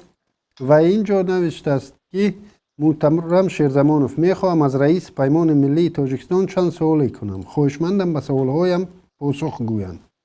محیدین طلایویچ، چرا هنیت در کوچکترین آبادی کشور دست نداشت و هنوز دعوای رسالت میکند؟ آیا پیمان ملی تاجیکستان ادامه دهنده اقدام های نیت نیست؟ محترم کبیری، در برآمد اولتان از باسمچی ها قهرمان های ملت ساختید. چرا ظلم و ستم و عداوت باسمچی ها را که نه چندان تاریخ طولانی گذاشته است نادیده گرفتید؟ محترم کبیری، هنگام رهبر نیت بودنتان فشنگ فعالیتتان سیاست دینی محسوب می شد. سپس موقع خود را عوض نموده اندیشه های دموکراتی پیدا نمودید. آیا آمیخته شوی سیاست دینی با دموکرات عقیده های اکستریمیستی را با وجود نمی آورد؟ این منطق از کجا پیدا شد؟ ایرانم. محترم کبیری، پیمان ملی تاجیکستان یعنی چی؟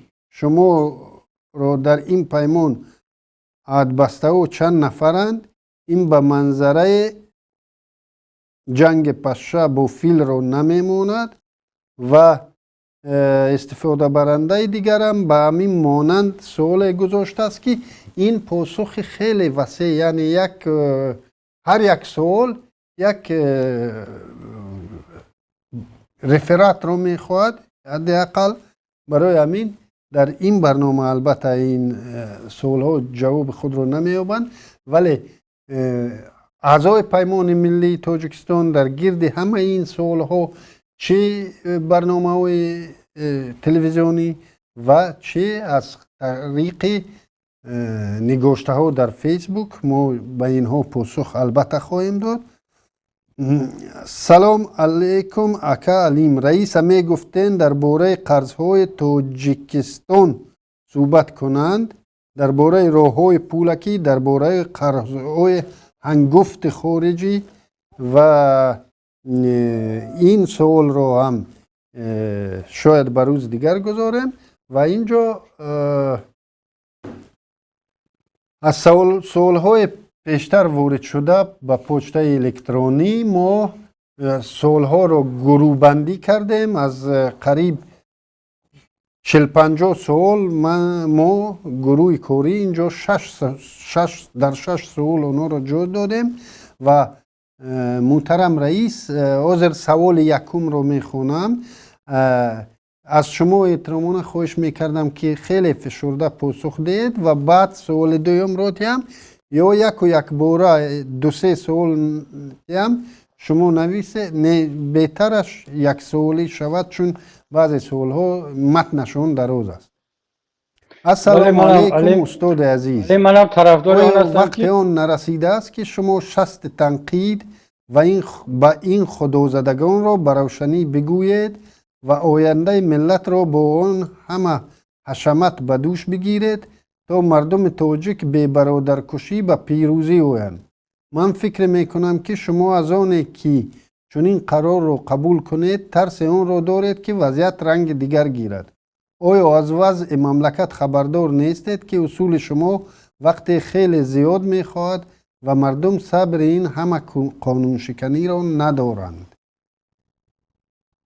سوال خیلی سلامت باشید. مهم علی، است به منم طرفدار فکرم. آن هستم که محترم سوالها رئیس، را یک یک تا معرفی کنید، مطرح کنید، چون که قبلا شما 5 یا 6 سوال مطرح کردید. البته من نوشتم، اما یک باره به همه آنها جواب دادن وقت زیاد میخواد.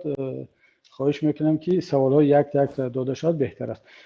خب، این دوستی عزیزم ما واقعا سوال مهم مطرح کردن. فقط من از گروه کاری خواهش میکنم که درست که به متن و ماهیت سوال ها دخالت نکنید، اما بعضی کلمه هایی که ایشون گفتند خدا زده ها، و منظورشون کی است، این گونه کلمه ها نباشد بهتر است. بله، مردم ما گاه از روی احساسات این گونه حرفا رو می نویسند، اما خوب میشد که یا این کلمه ها تحریر شود به یک شکل دیگر مطرح شود. ببینید دوستی عزیزم، من واقعا درک میکنم بعضا خودم هم که شاید این اسلوب و شیوه من که همیشه به صبر و خویشتنداری دعوت میکنم برای شرایط امروزه تاجیکستان چندان مناسب نباشد. اتفاقا چندین سوال هایی که دیگر به من هم فرستادن، به خودم هم حتی بعضا با کنایه و با شوخی و با شکایت میگن که این سیاست صبر شما هیچ نتیجه نداد، و حتی بعضی از فیکام میگن که شما چرا در داخل کشور از صبر میگفتید و حالا از صبر کمتر میگید. دوستان عزیز، من هنوز هم به صبر دعوت میکنم و صبر در برابر این دشواری ها و مصیبت هایی که ملت دارد و مردم باید صبر کند. هنوز وقت برآمدن به خیابان نیست. من خیلی شفاف و آشکار در این موضوع میخوام صحبت کنم. بعضی ها دعوت میکنن که خب کی اعلان میکنید که مردم به خیابان ها بریزن و وضعیت رو تغییر دهند، چه که در دیگر کشورها و در دیگر ملت ها است. من از ملت عزیز دعوت میکنم که در این موضوع یک کمی دیگر صبر داشته باشند. اون روز و ساعت و اون شرایط که فرا رسید، مطمئن باشید شما نشانه‌هایش را خواهید دید و ما هم بدون تأخیر از شما این دعوت را خواهیم کرد. اما دعوت ما به صبر در مسئله برآمدن به خیابان‌ها و دست زدن به یگان کارهایی که میتواند باعث پرووکاسیون شود، معنی آن را ندارد که شما در مبارزه علیه ظلم صبر داشته باشید. یعنی شما، هر یک شهروندی تاجیکستان که میخواهد سهم خود را برای رسیدن به اون روز بگذارد، نباید خاموش باشد. یک نفر میتواند با قلمش، با صحبتش، با نوشتهش، با فهماندن مردم در این کار سهم بگذارد و اینجا دیگر جای صبر نیست. و دعوت من از صبر به خاطر اون روز هست. اما در مسئله های دیگر، در مسئله مبارزه با علیه ظلم، علیه قانونشکنی، علیه رشوه‌ستانی و بسیار از مسئله های دیگر جای صبر نیست. تا کجا ما صبر کنیم؟ بالاخره باید گفت، باید صدا بلند کرد. و معنی صبر را خواهش میکنم که بسیار وسیع و در همه حالت فهمیده نشود. اما این دوستی عزیزمون مسئله را یک کمتر وسیع‌تر گذاشتن که آیا وقتی آن نرسیده است که ما آشکارتر صحبت کنیم و مسئولیت را به دوش بگیریم. ببینید دوستی عزیزم، من درست است گاه لازم میشد که یک شخص بعد مجبور میشود که خودش بیاد مسئولیت را به دوش بگیرد، اما ما میخواستیم در اینجا مسئولیت را یک حرکت، یک ائتلاف به دوش بگیرد که الان پیمان ملی تاجیکستان این مسئولیت را به دوش گرفت. اما معنی آن را ندارد که دیگر نیروها، دیگر شخصیت ها در نزد ملت مسئولیت ندارند یا اصلا برای مبارزه و شریک شدن در این مبارزه با آنها جا نیست، راه داده نمیشوند. نه، برعکس، ما نیاز به همه داریم، نیاز به همه نیروها، به همه شخصیت ها داریم، نیاز به هر فرد مبارز ملت داریم که در این روز بیان در پهلوی ما قرار بگیرند یا ما را در پهلوی خودشان جا کنند. حالا دیگر فرق نمیکند که اونها بیان در پهلوی ما قرار بگیرند یا ما را دعوت کنند که ما در پهلوی آنها قرار بگیریم. مهم این است که ما در این مرحله همگان باید تبدیل بشویم به یک نیروی مشترک، نیروی مردمی که باید سخن حق را بگوید، مردم را دعوت کند و از همه مهمش ما باید مردم را آگاه کنیم که در چه شرایط دشوار قرار داریم. از همه راه آسانش این است که این مردم را آگاه کرد که چقدر پولش رو میدزدند، هر روز میدزدند، با واسطه راه گرفتن مالیات از راه، به واسطه نرخ برق به بالا بردن، به واسطه جاری کردن اندازهای جدید، به واسطه بالا بردن نرخ اینترنت، نرخ مکالمه تلفنی و نرخ آب و همه چیزهایی که در تاجیکستان وجود دارد. علاوه بر این با واسطه گرفتن پاره و رشوه برای هر کاری که حکومت وظیفه دار است برای ملت انجام بدهد. شما تصور کنید که هر حکومت وظیفه دار است که به شهروند سپرافکا بدهد، کاری رو انجام بدهد، مکتب تامین کند، طفل ها را بیمارستان تامین کند. اما امروز در تاجیکستان هیچ کار را، حتی یک گرفتن یک سپرافکا را در جماعت و در میلیسیا و دکتر و طب بدون پرداخت مبلغ، چه مبلغ رسمی و چه غیر رسمی، شهروند نمیتونه اجرا کند. این رو مردم باید بداند که در یک کشور آزاد و پیشرفته چنین حالت نباید باشد. برای این باید گفتن در کار و اینجا دیگر صبر نمیخواهد. دوستی عزیزم، من همگان را دعوت میکنم که تبدیل شوند به یک نیروی یگانه ملی برای آشکار کردن کمبودی ها و فهماندن این مشکلات به مردم. خب بفرمایید سوال بعدیتون.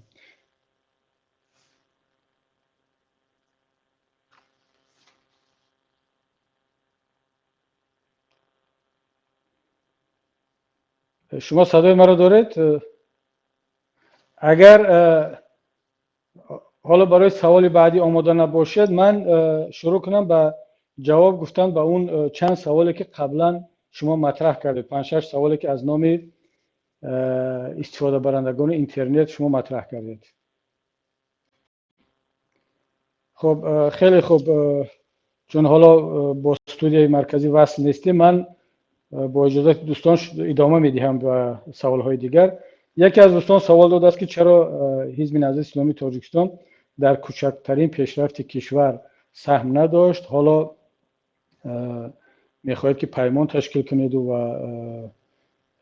از پیمان به درد کی میخورد؟ ببینید دوستی عزیز، اصلا درباره خود، درباره حزب خود، درباره سهم و خدمت‌های خود صحبت کردن کاری آسان نیست و اصلا کاری خوبی هم نیست. این یک مقدار میشود خود تعریف کنی و ریا میشود. و من در صحبت قبلی هم یک گوشه از سهم نهضت اسلامی تاجیکستان رو و سهم شخصی خودم رو وقتی که سوال دادن گفتم، اما باز هم با یک احساس خجالت که خوب نیست. من خواهش میکنم از دوستان که دیگر این گونه سوال ها رو نگذارن، چون وقتی شما سوال میدهید من مجبور میشم، وادار میشم که جواب بگویم و هم به احترام شما هم به روی جواب به سوال شما. اما از طرف دیگر در نظر بعضی از دوستان و خود ما هم این یک مقدار خود تعریف کنی و نمایشکاری می شود که شاید چندان خوب نیست. اما چون سوال دادید باید بدانید که دوستی عزیزم، حزب نهضت اسلامی تاجیکستان از روز تأسیسش خدمت‌های را به همچون حزب، حالا من نه همچون شهروندان و اعضای حزب نمیگم، همچون حزب خدمت‌های علاهیده را از نام حزب به ملت و دولت کرده است که یگان حزب دیگر نکرده است. من صلح را کنار میگذارم، فعالیت مصالحت آمیز و تبلیغ صلح و ملت را کنار میگذارم. فقط شاید سوال شما با اون ربط داشته باشد که چی کاری مشخص کردیم. من در صحبت قبلی گفتم آیا یگان حزب دیگر از بودجه حزبیش، از کیسه اعضای حزب برای ملت مکتب ساخته است؟ مکتب میانه، مدرسه نه، مسجد نه. الحمدلله که شماره مسجد و مدرسه که حساب ندارند. مکتب دنیوی برای طلبگان طفلان تاجیک نساخته است. من ندیدم، نخواندم. اما حزب نهضت اسلامی تاجیکستان از بودجه خودمان ما پول جمع کردیم، رفتیم مکتب ساختیم در یکی از ناحیه‌های ولایت ختلان. اگر حکومت خاموش است، ما خودمان هم تبلیغ نمی‌کردیم به خاطر آنکه ریا نشود و این را بروخ هموطنان نکشیم. اما که سوال می‌دهید باید بدونید و من نشان داد که حزب خلق دموکراتی که همش منصب دارن، همش از مردم پول جمع میکنن، اعضا حقی میگیرن، چیکار کرد؟ کدام مکتب را ساخت؟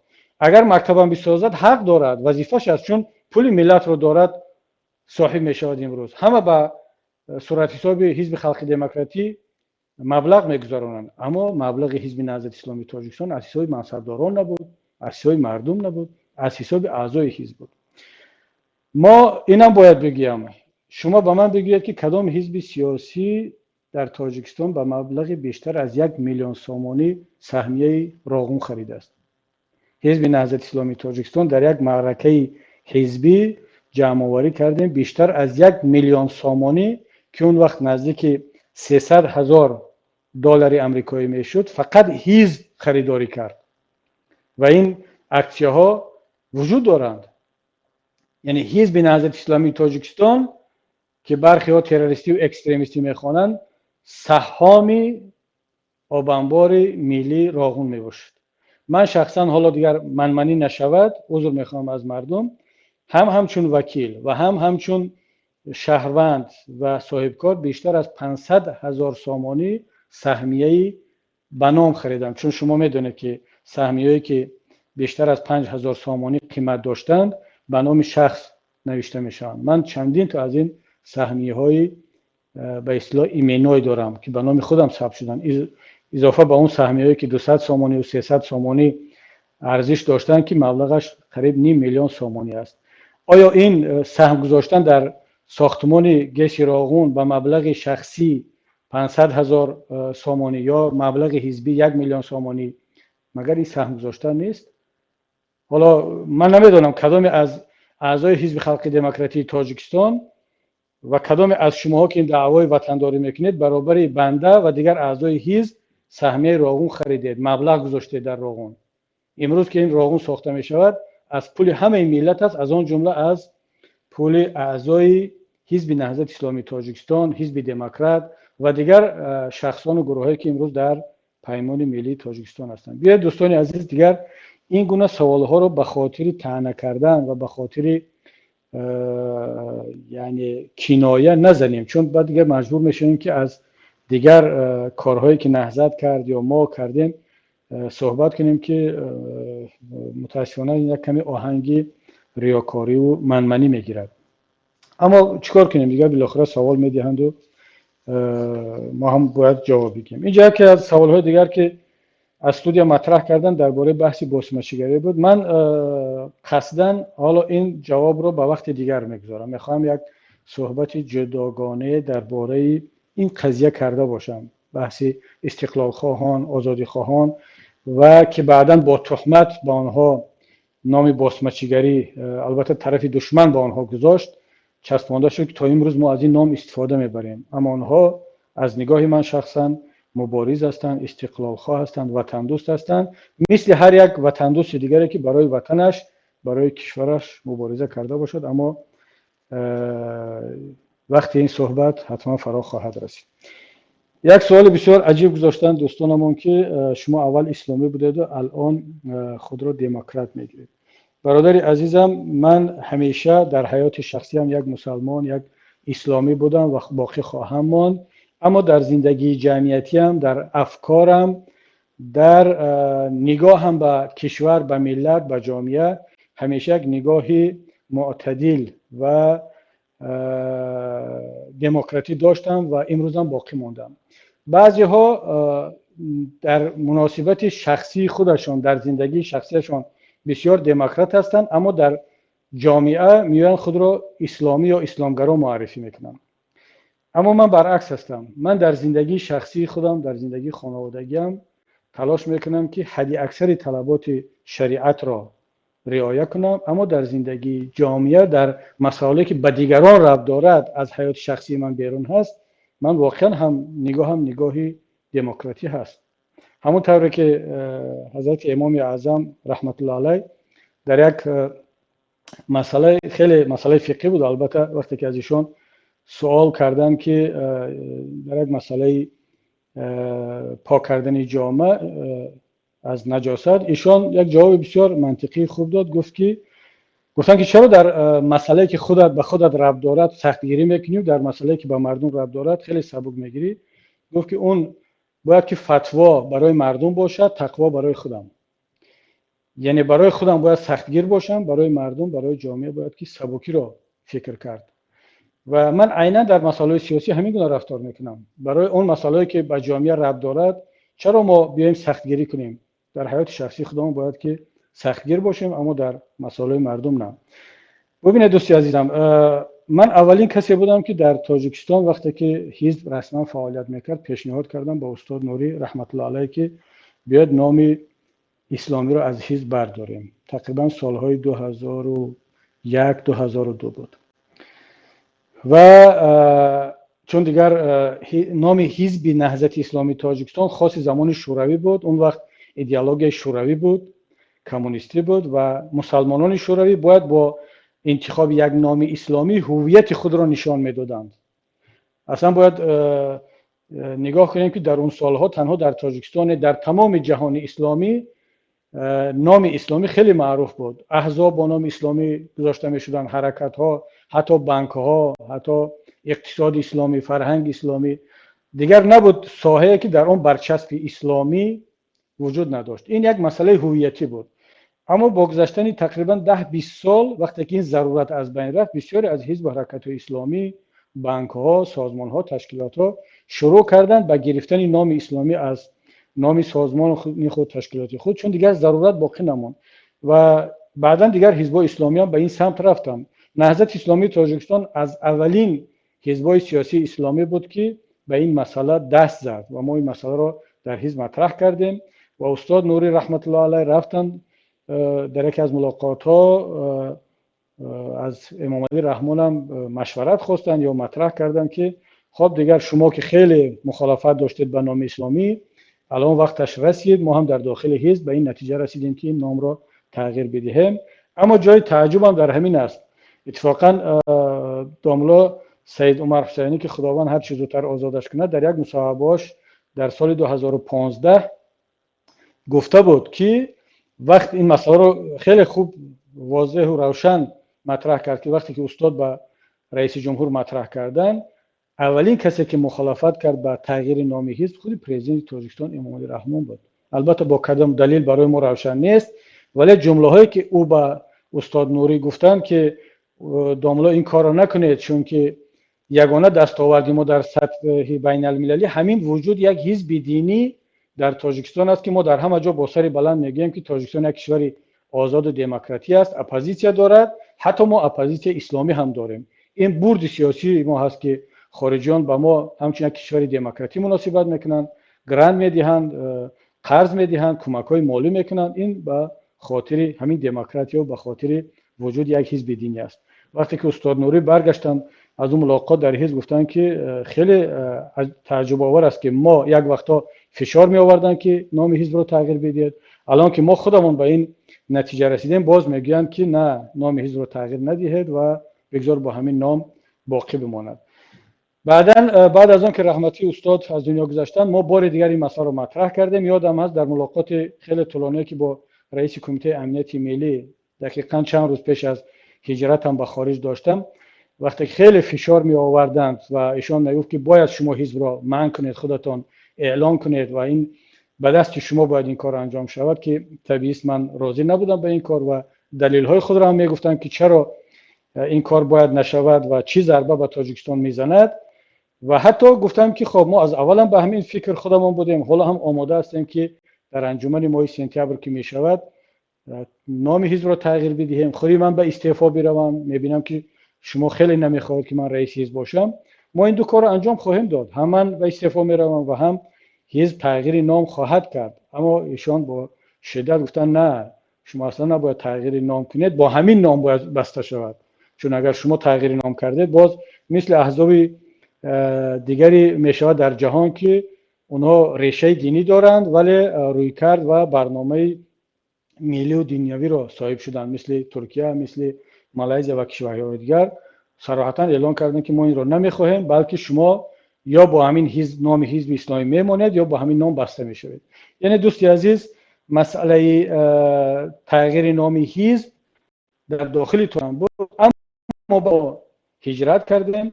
بعضی از دوستان پیشنهاد کردن که نام حزب داده شود، من شخصا مخالفت کردم، زیرا دوستان ما در زندان هستن. با همین نام ما هجرت کردیم، انشالله که برگشتیم به داخل کشور با سری بلند، بعد خودمون باز سر این مسئله فکر خواهیم کرد. و گرفتن نام پیمان ملی در خارج کشور، همچنین نام ائتلاف، هیچ ربطی به نام نهضت اسلامی تاجیکستان ندارد. ما نه تنها از نام اسلامی دست نکشیدیم بلکه اون را حفظ کردیم. حزب نهضت اسلامی تاجیکستان با همین نام وجود دارد، ما با این نام فخر میکنیم و فخر خواهیم کرد. انشالله که بعد که به وطن برگشتیم اگر بینیم که دیگر ضرورت به این نام نیست، خود حزب تصمیم خواهد گرفت. خب یک سوال بسیار حجو آمیز داده است که آیا فعالیت شما جنگ پشه با فیل را نمیماند؟ دوستی عزیز، بسیاری از کسان در گذشته هم در این روز هم با یک کبر و غرور همیشه رقیب خود را مثل پشه میدانند، بعد ضربه های میخورند.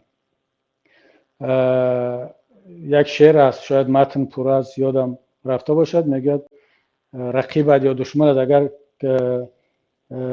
پشه باشد کمتر از فیلش مدان.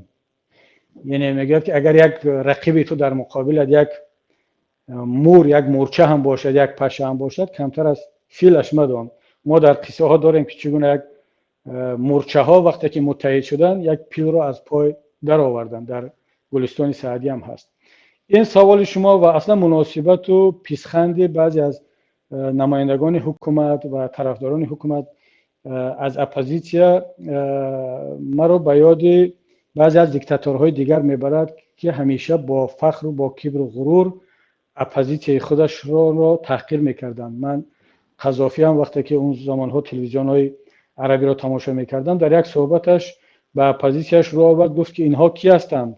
اینها همون موشهای را میمونند که در تخانه ها 40 سال حاکمیت من پنهان بودند، الان میخواهند که حکومت بگیرند. واقعا قذافی مثل امام علی رحمان اپوزیسیاش رو مجبور کرده بود که به تخانه ها برن، پنهان شود، هیچ کس حق گپ زدن نداشت.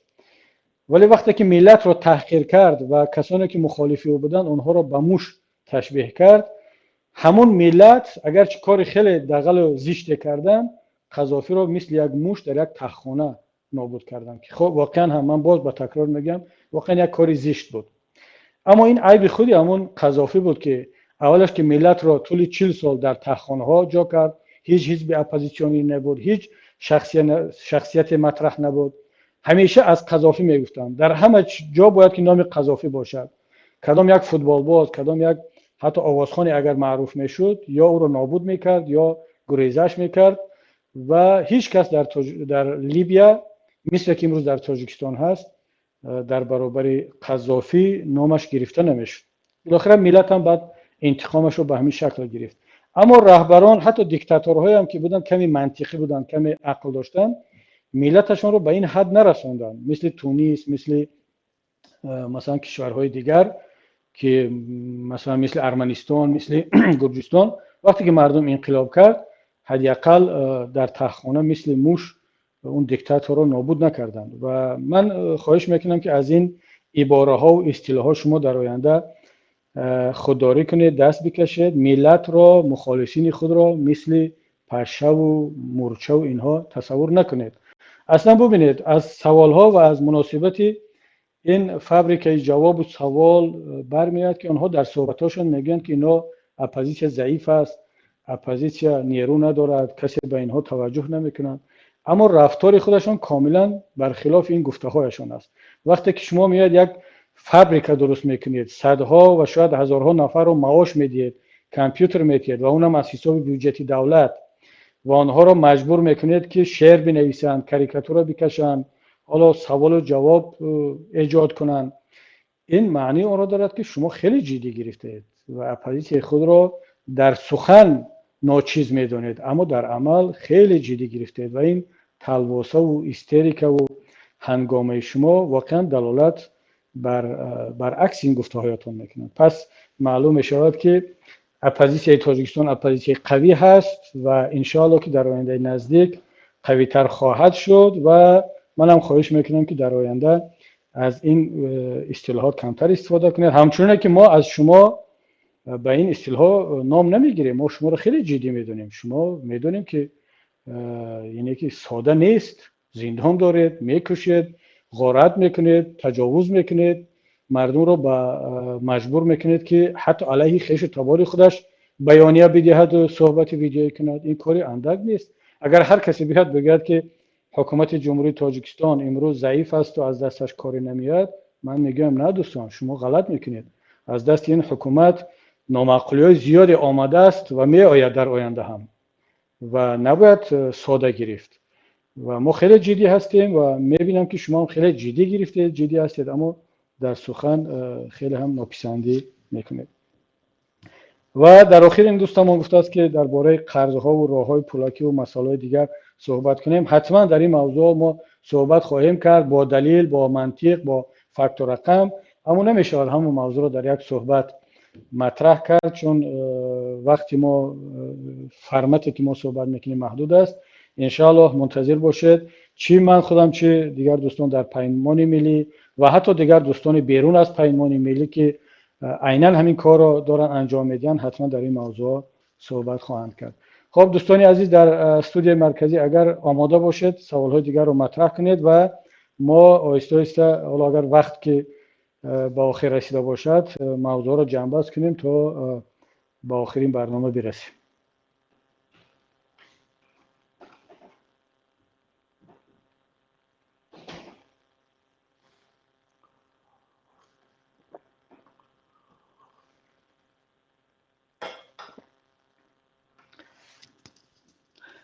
متاسفانه صدا خاموش است در گوشی من، اگر مهندسان جور میکردم خوب میشد. تو این سوال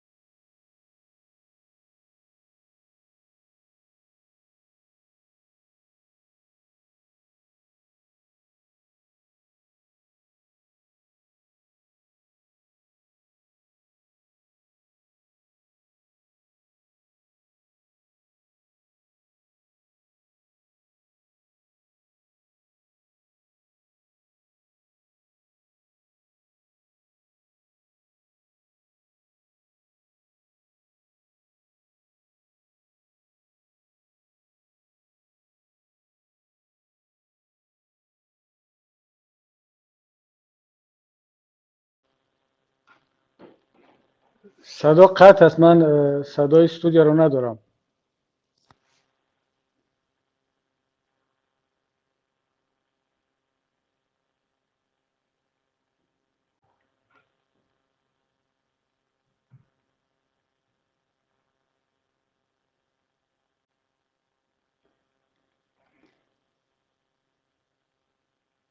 اگر امکان باشد سوالها رو خطی یا به شکل دیگر بفرستن تا اینکه یاردمچیان در اینجا کمک کنن و من از سوالها آگاه شوم تا این صحبت را دوام بدیم یا صحبت امروزه قطع شود.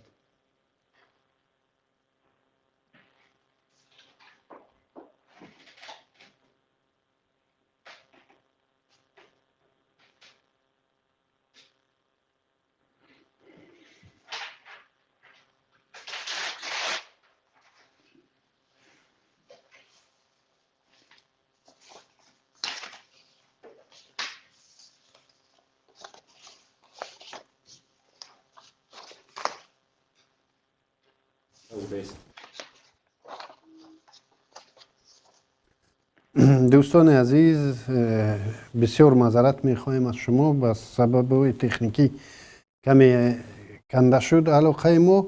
در اینجا یک دوستمان سوال داشته است و به اصرار میخواد که اون رو حتما قرائت کنم. متاسفانه پاسخ وسوسه میخواد و البته که به همه این سوال ها پاسخ میشود در روزهای نزدیک در سلسله برنامه های پیمان تیوی. در گذشته آقای کبیری همیشه از جریان ممنوع افراطی اخوان المسلمین دستگیری میکردند.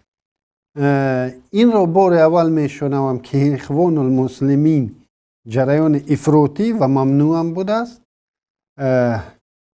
و حتی برابریت اخوانی های مصر ملاقات هم داشتند. وقتی اخوانی ها در مصر مغلوب شدند حتی افسوس و ندامت هم کرده بودند. بهای فعلی کبیری به فعالیت جریان اخوان المسلمین چگونه است؟ و یک دوست دیگر هم سوال داده است: محترم رئیس، درباره جابجا کنی کادرها آشکارتر بگویم درباره این سپکتاکل های رحمانوف صحبت میکردید که این کادر حلش کنی ها چه فایده و چه ضرر دارد. این سوال ها رو البته شاید در آینده پاسخ میدیم، شاید امروز هم فرصت دست دهد. اینجا سوال هایی که ما از پیش گروه کاری اونا رو جمع‌بندی کردیم. سوال دیگر اینجا است.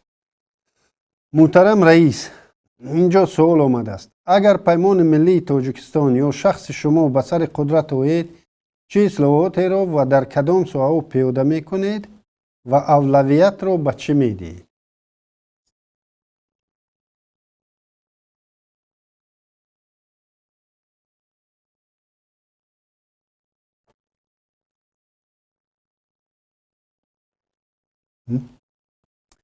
خب باز اینجا سوال دیگر هم است.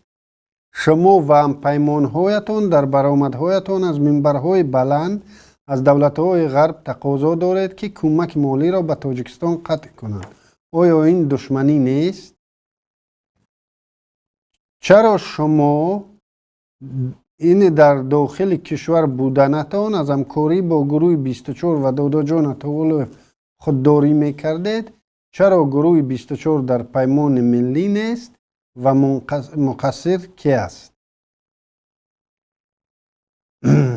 از فابریکه سوال و جواب های یتیموف: چرا از نام اسلام دست کشیدید؟ چرا هنیت از نام اسلام سوء استفاده کرده جوانان را گمراه می کند؟ و یک گروه آدمان، اینم گروهی سوال است: رژیم خودکامه چند سال دیگر طول می کشد؟ چرا 4 سال از گفتگوی بی پرده با مردم کنارگیری می کردید؟ چرا شما در شبکه‌های اجتماعی صحیفه ندارید؟ انا همین گروه بندی که کردیم با همین مقدار سوال ها و سوال ها حاضرم وارد شده استادن. لطفاً میخواستم اگر کارمندان تکنیکی آماده باشند به سوال دوم رو بار دیگر تکرار میکنم. اگر پیمان ملی تاجیکستان یا شخص شما به سر قدرت آید، چه اصلاحات را و در کدام ساحه پیاده میکنید؟ اولویت را به چی میدهید؟ لطفاً اگر آماده باشید.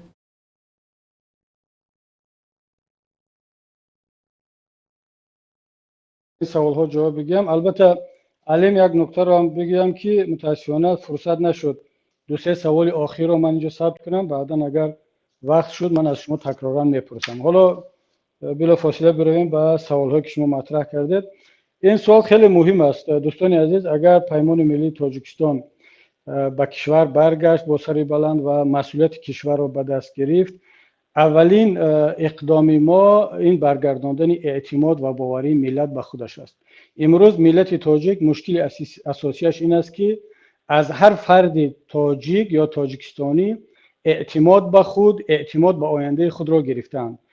حکومت جمهوری تاجیکستان امروز کار طرز راه اندازی کرده است که در ذهن مردم جا کرده است که اگر رحمان نباشد، اگر حکومت نباشد، همه چی از بین می رود. یعنی ملت از بین می رود، دولت از بین می رود، دیگر انسان ها، دیگر مسئولین، دیگر ساختارهای دولتی همه هیچ کاره هستند، اصلا نمی توانند وجود داشته باشند. دولت و ملت وجود ندارد، فقط یک شخص است، یک خانواده است که همه کشور ملت از او وابسته است.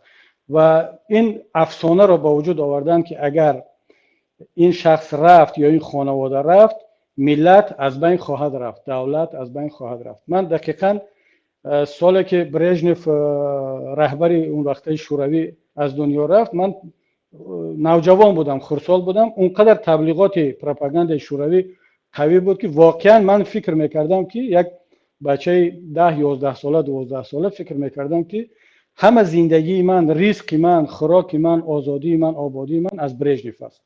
یعنی اونقدر رهبری دولت اون وقت رو تبلیغ کرده بودن. وقتی که برژنف از دنیا گذشت، اون خبر رو که رادیوها دادن، اولین سوال من از رحمتی مادرم این بود که مادر جان ما دیگر چه زندگی میکنیم؟ واقعا داشتم قریب گیره میکنم. دیگر ما زندگی کرده میتوانیم؟ آیا هستیم نیستیم؟ دنیا تمام میشه؟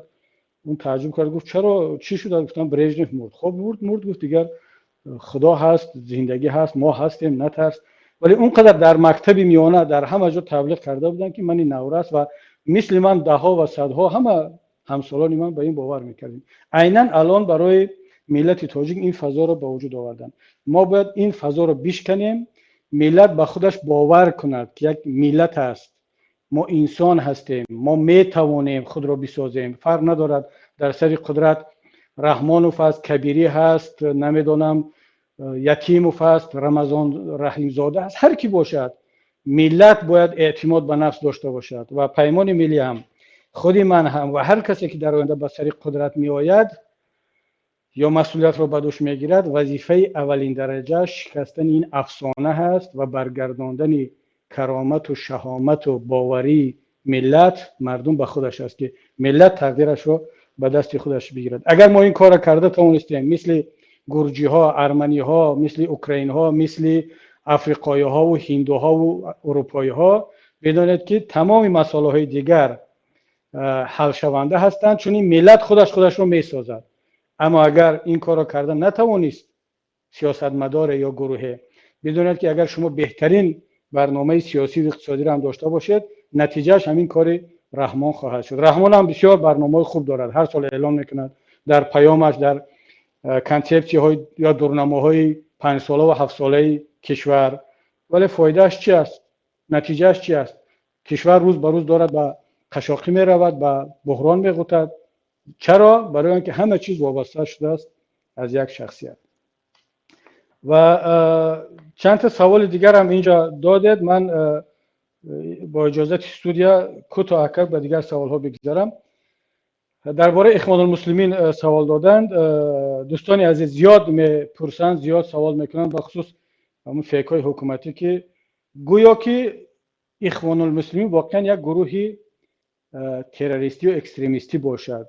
دوستانی عزیز، همون طوری که فقط شما نهضت اسلامی تاجیکستان را، گروه 24 را و دیگر گروه های مبارز را اکستریمیستی و تروریستی اعلام کرده، تنها حکومت مصر و چند حکومت دیکتاتوری دیگر در خلیج فارس مثل عربستان سعودی و امارات، اینها اخوان المسلمین را یک گروه اکستریمیستی و تروریستی میدونند. دیگر جهان اونها را یک حزب یا حرکت معتدل دینی بشناسد. نه امریکا، نه اروپا، نه یگان کشور دیگر تا امروز اخوان المسلمین را همچون یک حرکت اکستریمیستی و تروریستی اعتراف نکرده است. مثل که نهضت اسلامی تاجیکستان را یا گروه 24 را یگان کشور به غیر از حکومت تاجیکستان اکستریمیستی و تروریستی اعتراف نمیکند. خب اگر شما اکستریمیستی میدونید این کار شماست. ما هم شما را تروریست اکستریمیست میدونیم و دلیل هم داریم. خب معنی ندارد که جهان همه به حرف ما باور میکند شما را اکستریمیستی میدونند. بنابراین همین دوستان عزیز این مسئله را خیلی روشن و واضح باید شناخت.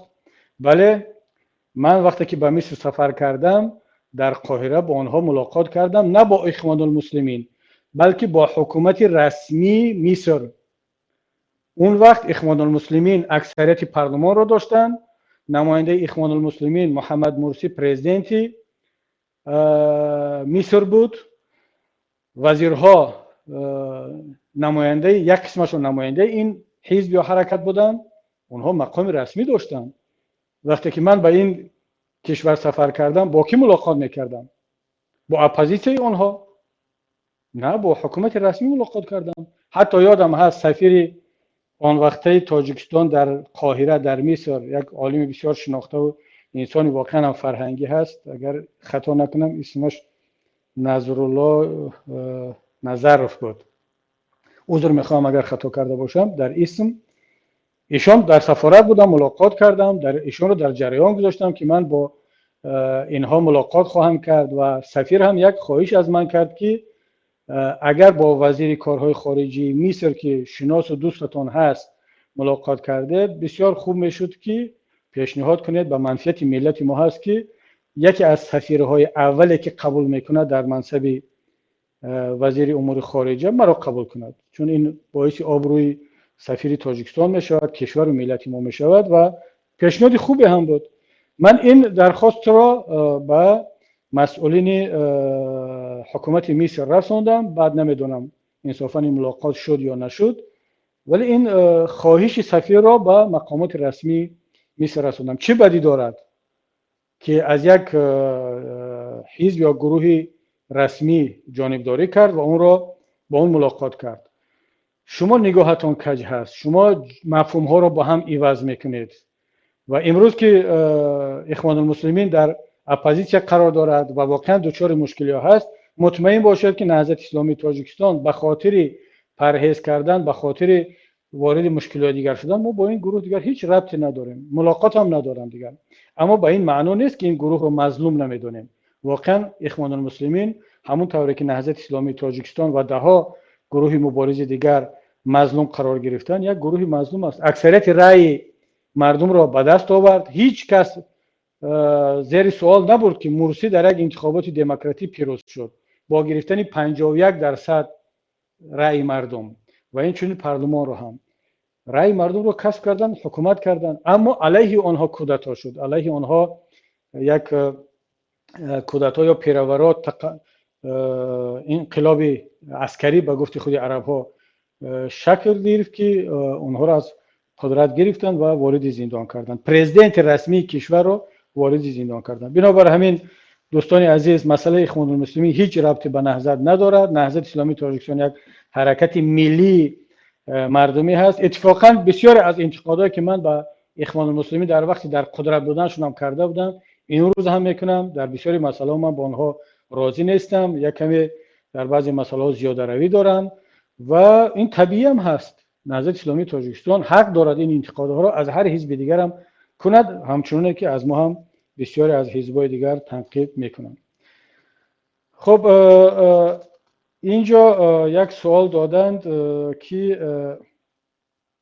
شما از کشورهای خارج میخواهید که به تاجیکستان کمک نکنند، آیا این دشمنی نیست؟ و این اتهام را هم به من زدن، هم به پیمان ملی.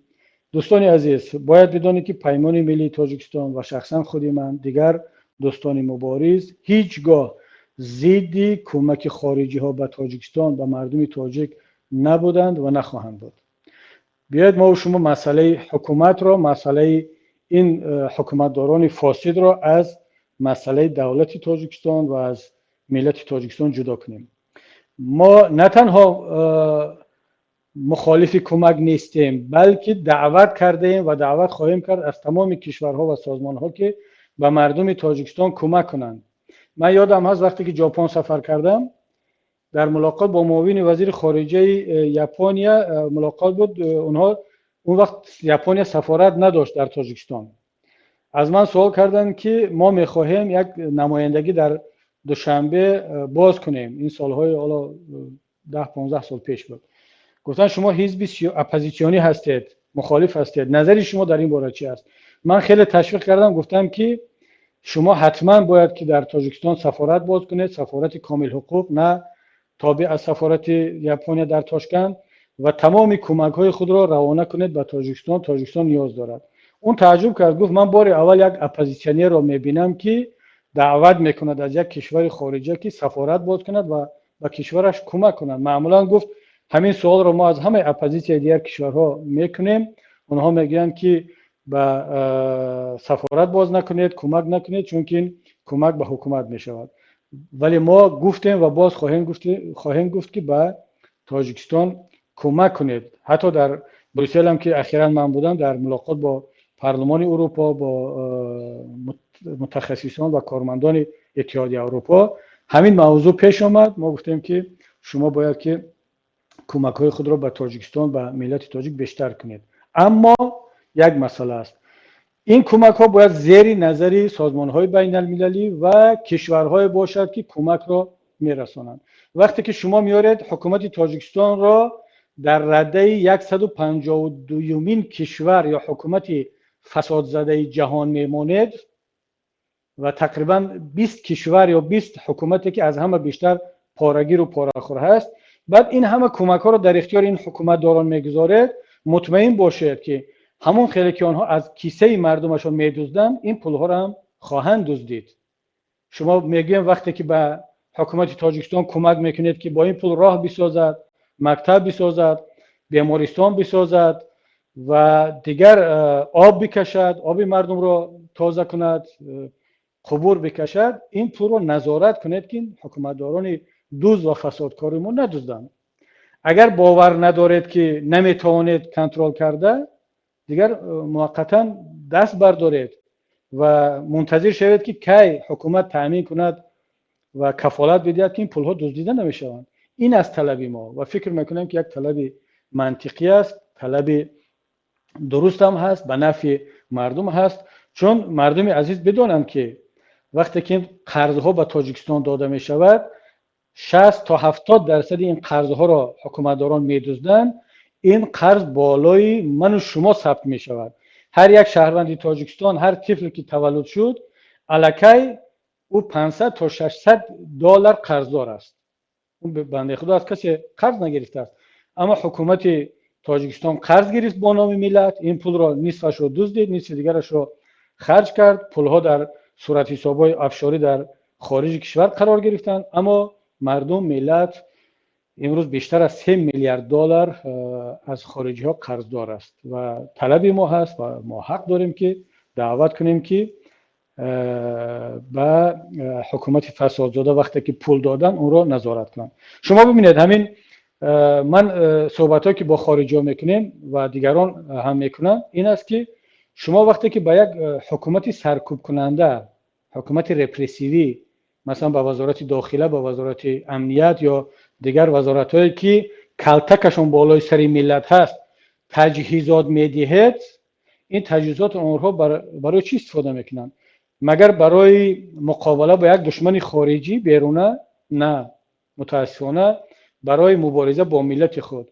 شما امروز در کجا دیدید که حکومت تاجیکستان که این همه پول و سلاح و مهمات را از امریکا میگیرد، اخیراً دیروز یک هفته پیش 3 میلیون دلار یتیموف از امریکا پول گرفت برای تجهیزات نظارت از بالای مردم در داخل کشور. یعنی ما را متهم میکنند به خواجگان خارجی، ولی خودشون از خواجگان خارجی پول میگیرند برای ضد ملت استفاده کردن. مگر این تجهیزات ضد یگان کشور دیگر استفاده شد وقتی که از تاجیکستان سرزمینش رو گرفتند و دارن میگیرند؟ مگر مقامات قدرتی ما جسارت کردند که این مهمات رو استفاده برند؟ نه، اینها این تجهیزات و مهمات و پول را همچون یک کلتک، همچون یک تجهیزات برای نظارت از بالای ملت خود استفاده میبرند تا اینکه بسنجند که کی چی میگوید، چی رفتار میکند، چی میخورد، با کی صحبت میکند، با کی شش تو خیز دارد. و این است که ما با این کشورهای خارجی، با سازمانها، با خواجگان خارجی این حکومتداران میگوییم که شما این کمک ها را به مردم کنید، به ملت کنید، به راه و به آب و به بیمارستان و مکتب و مدرسه کنید که مردم استفاده برند. نبرید به دست چند تا از این فسادکار بدهید که اونها باز سلاح بیشتر بخرند برای سرکوب کردن ملت خود، برای استفاده علیه ملت. و این فکر میکنم که طلبی منطقی است و ما این حق را داریم. در آینده هم این طلب خواهد شد. خب یک سوال دیگر اینجا آمده است که چرا وقتی در تاجیکستان بودید با داداجان عطایلوف با گروه 24 همکاری نمی کردید و چرا آنها امروز با شما نیستند و کی در اینجا مقصر است؟ دوستان عزیز، اول اینکه بیاید سراغ آن نرویم که کی گناهگار است، کی گناهگار نیست. مسئولیت ما در اینجا عیب یافتن و عیب گفتن نیست. من فکر میکنم که وقت همه چی را جابجا خواهد کرد. وقت نشان خواهد داد که در اینجا کی گناهگار است. اصلا تصور کنیم که هیچ کس گناهگار نیست. بیا درباره آینده فکر کنیم که آینده بتوانیم با هم نزدیکتر شویم. اما کی گفت است وقتی که ما در تاجیکستان بودیم با این دوستان همکاری نمیکردیم؟ در وقتی که در تاجیکستان بودیم، در وقتی که در پارلمان بودم، در وقتی که حالا در هر سمتی بودم، هر باره که مثلا مسکو می آمدم، داداجان عطایلوف اون وقت در روسیه بودن، در مسکو خودم تماس میگرفتم، ملاقات میکردیم، چند بار ملاقات کردیم. در همین اروپا هم بعد از هجرت خودم زنگ زدم، خودم رفتم برلین سراغ کردم، کافتم یافتم، ملاقات کردیم ساعت‌های طولانی و باز هم پیشنهاد کردم که هر وقتی که لازم هست و هر وقتی که امکان دارد ما در خدمت هستیم، میشینیم ملاقات میکنیم با برادران گروه 24. البته خیلی تاسف میخورم که با مرحوم شهید عمرعلی قواتوف نتونستم ملاقات شخصی کنم، ولی پیام ها را غیر مستقیم میفرستادیم، میگرفتیم و فرصت هم نشد، چون خیلی در یک مدت کوتاه اونها وقتی به خارج رفتن فعالیت را شروع کردن، ما در داخل بودیم و هیچ وقت به خارج هم دیگر سفر نکردم. اما معنی اون رو ندارد که ما در ارتباط نبودیم، همکاری نمیکردیم. با برادران گروه 24 هم که الان در اروپا هستند، در همه جا، در وین ملاقات داشتم، چند مراتب در ورشو و در آلمان، در هر جایی که بروند اولین سوال من، اولین پیشنهاد من به مسئولین نهضت الان پیمان این است که اگر برادران گروه 24 یا هر گروه دیگر از مخالفین، از روشنفکران که در این شهر هستند، شما دعوت کنید، ملاقات تشکیل کنید، ما با هم بشینیم صحبت‌های خود را در اینجا کرده باشیم. از آنه که در رسانه‌ها و در فیسبوک میاییم، در یوتیوب میاییم علیه یکدیگر گپ میزنیم، در صحبت آشکار روبرو این مسائل رو مطرح کرده باشیم. تا امروز خدا را شکر که ما با این اسلوب پایبند بودیم و هستیم. اگر هر کسی در همین دوام 4 ساله که علیه نهضت اسلامی تاجیکستان، علیه خودی من شخصا و علیه پیمان ملی تاجیکستان امروز اینقدر تحقیر و توهین و تهمت از همگان، بخصوص از همین برادران و گروهی که نام گرفته شده است، یگان جا آیا دیدید که من یک جواب گفته باشم، یک در جواب این تهمت ها تنقید کرده باشم؟ یک شوخی در تاجیکستان بودم اون وقتی که حکومتداران اعلان کردند و همه گونه واقعا هم خطر داشت، من خیلی پشتیبانی قوی از گروه 24 کردم و در اون صحبتم یادم هست گفتم که اون برادران در خارج بوده حق دارن برای عدالت مبارزه برن. فقط گفتم حالا اگر گروه 24 بگویم این حکومتداران باز میگن این رو همکاری و بعد علیه نهضت پرونده باز میکنن که شما همکاری کردید یا تبلیغ گروه 24 کردید. من گفتم خب از گروه نام 24 بالاتر نام 25 رو میگیرم. این رو برادران خیلی براشون سخت رسید که یک شوخی و یک گپی سبک بود، اما در ببینید قبل از اون بعد از اون چقدر تحقیرها و چقدر تنقیدها و چقدر تهمت‌های شد که تا امروز من هیچگاه جواب ندادم، واکنش نشان ندادم و همه را اعضایان نهضت رو و امروز اعضای پیمان ملی را دستور دادم که هیچ گونه جواب ندهند، وارد بحث نشوند، فقط برای همکاری و دوستی صحبت کنند. اما حتی برای جواب دادن به این دوستان هم ما تلاش نکنیم. ببینید دیروز در صحبت قبلی یک جوان دیگر خیلی سوال تون داد که ما را متهم به آن کرد که انقلاب را در داخل کشور اجازت نداده. من فقط به خاطر جواب دادن و حمایت از خودم که برادران این گپ غلط است، ما نه تنها پیش روی انقلاب را نگرفتیم بلکه راه نشان دادیم، مشورت دادیم که برادران این خیر رفتار کنید، ما در داخل کشور هستیم، وضعیت رو بهتر میدونیم و شما هم لطف کنید از خارج به جای داخل بوده ها تصمیم نگیرید و ما رو در یک حالت دشوار نگذارید، ملت رو نگذارید. اما حرف نشنیدن. ما هم گفتیم خیلی خوب، خب این دوستان هیچ چیزی نگفتیم، تنقید هم نکردیم، سیاه هم نکردیم، گفتیم خود دیگران یک اجتهاد کردند و توکلشون به خدا. اما بعد چقدر گپا شد و چقدر تهمت‌ها شد، ما خاموش ایستادیم. به همین برادرم که جواب گفتیم خیلی ها باز ناراحت شدن که اینها دارن از خودشون دفاع میکنن در برابر این تنقیدهای ما. یعنی این دوستان عزیز اونقدر به خود حق دادن که دیگر ما نه تنها حق تنقید کردن نداریم، دیگر حقی از خود دفاع کردن را هم نداریم. اینا میتونن تنقید کنن، تهمت کنن، حرفای پست و بلند بزنن، اما همین که ما با یک تنقید نوبتی تلاش کردیم که جواب بگیم، باز هم ناراحت، باز هم خفه شده است که من فکر میکنم خیلی ناعدالتانه هست. ولی باز هم پیمان ملی تاجیکستان، حزب نهضت و دیگر دوستانی که با ما هستند این سیاست رو باید پیگیری کنن که تا آنجایی که امکان دارد جواب نگویند، بلکه تلاش برای همدیگر فهمی و دوستی داشته باشیم. و انشالله من باور دارم که اون روز فرا خواهد رسید که میپذیرد وضعیت که یا ما باز دعوت میکنیم برای پیوست شدن به پیمان یا در هر شکل دیگر، یا خودی برادران به این نتیجه میرسند. اما اگر بالفرض به این نتیجه هم نرسیدن، یعنی مصیبت نیست. بالاخره ما در یک صف هستیم، برای یک هدف کار کرده ایستادیم. حالا اگر دوستان میخوان که جدا باشن، خیلی خوب، مهم که ما برای یک هدف مشترک عمل کرده باشیم. خب دیگر دوستان عزیز، به این مقدار سوال هایی که آماده بود من جواب گفتم. فقط یک سوال دیگر مختصر جواب میگم، بعد نوبت رو به استودیو میدیم. پرسیدن که چرا در شبکه صحیفه ندارید و بعضی از دوستان هم میگن که چرا مثل خب دیگر رهبران سیاسی در پیوسته با مردم نیستید. من در صحبت قبلی هم گفتم سبب اصلی رو، امروز هم باز قسما تکرار میکنم که دوستان عزیز، شاید که من از اولین سیاستمداران تاجیک بودم که در فیسبوک صفحه خود را باز کردم و مستقیم با مردم در تماس بودم، به سوالها جواب میگفتم. اما بعد از آن که دیدم که فیسبوک تاجیکی تبدیل به یک پایگاهی شد که از اون تعیینات اولش دور رفت، به جای آنکه میدان بحث و گفتگو و مکاتبه و ارتباط با مردم با یکدیگر باشد، تبدیل شد به میدان تحقیر و تهمت و جنجال و خیلی هم بی‌ادبی ها.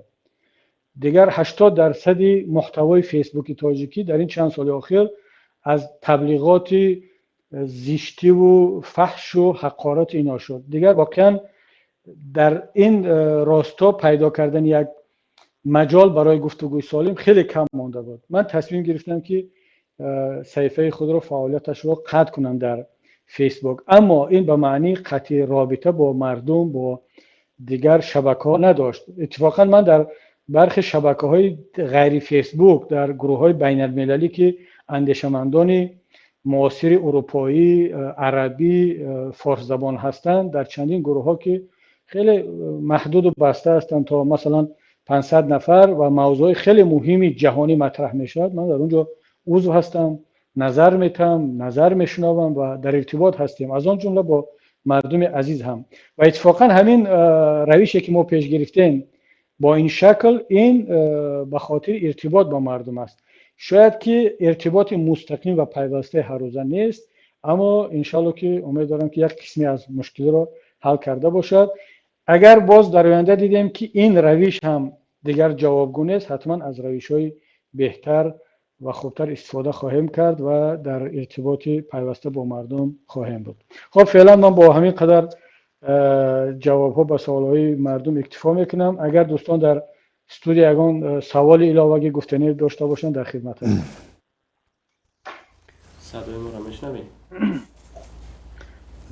بله من صدا رو دارم، صدای استودیو رو. خب تشکر. خب اینجا یک سوال عجیب، شاید همین خواهر نامش خوندن در کار باشد، خیلی روی راست نوشته است و شیرین حمیدونا. السلام کبیری، من حقوق شناس برانو و شیرین عین حال مقیم روسیه می باشم. سوال من همین به شما. سالهای پیشین به روسیه اومده مجلس‌ها بین مهاجران مسلمانان تاجیک می‌گذرانیدید، باری هم اشتراک کرده نتوانستم. شما این حال از احوال مهاجران مسلمانان تاجیک چه در روسیه چه در دیگر دولت‌ها قرار دارند آگاهی دارید یا ملاقات‌ها می‌گذرانید؟ آید محمد روزی اسکندر فرف زدید. من که حمایتگر آن کس در وقت تفتیشات پیشکی بودم، در رفت تفتیشات سودی با سبب‌های گوناگون اشتراک نداشتم. میخواهم فهمیدن که از طرف شما در رفت سود یگان کمکی رسیده بود؟ آینده تاجیکستان را چگونه دیدن میخواهید؟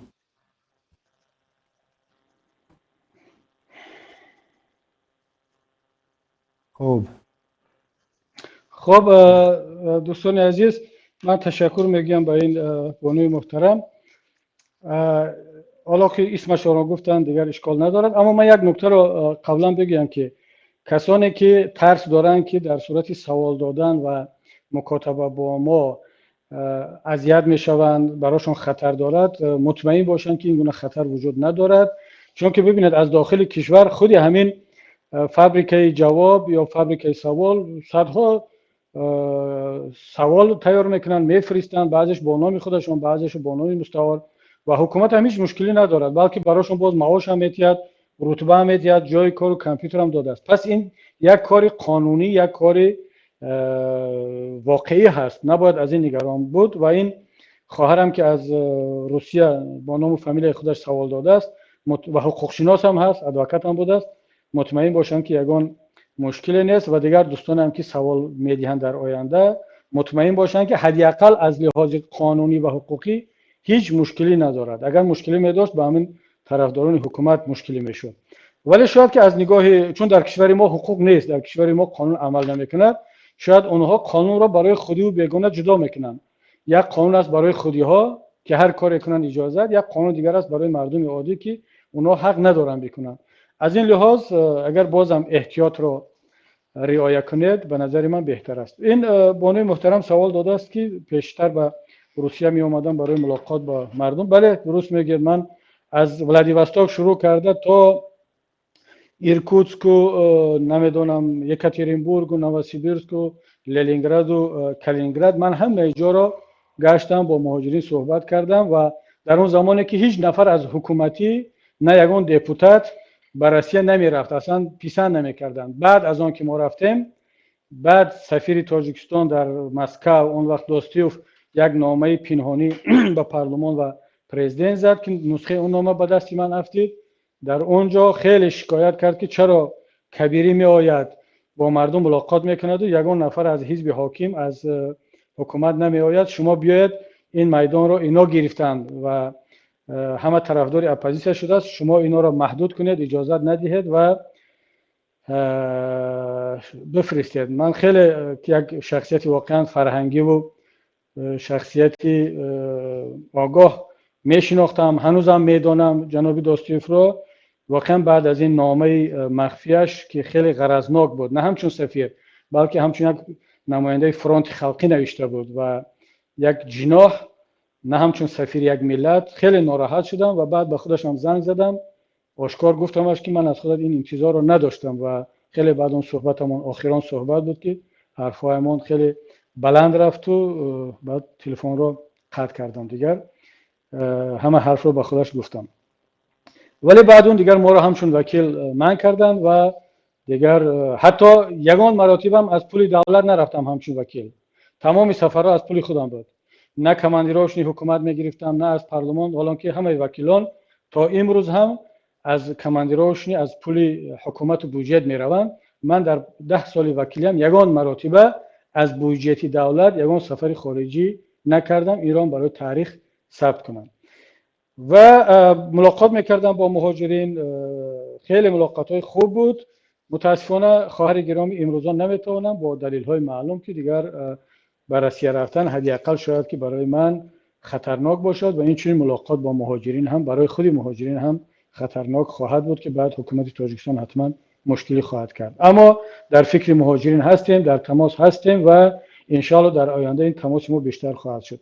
اما درباره برادر عزیز محمد روزی اسکندر رو گفتید، من خیلی شاد شدم که شما یکی از ادوکات های ایشان بودید، چون قبلا نمیدونستم.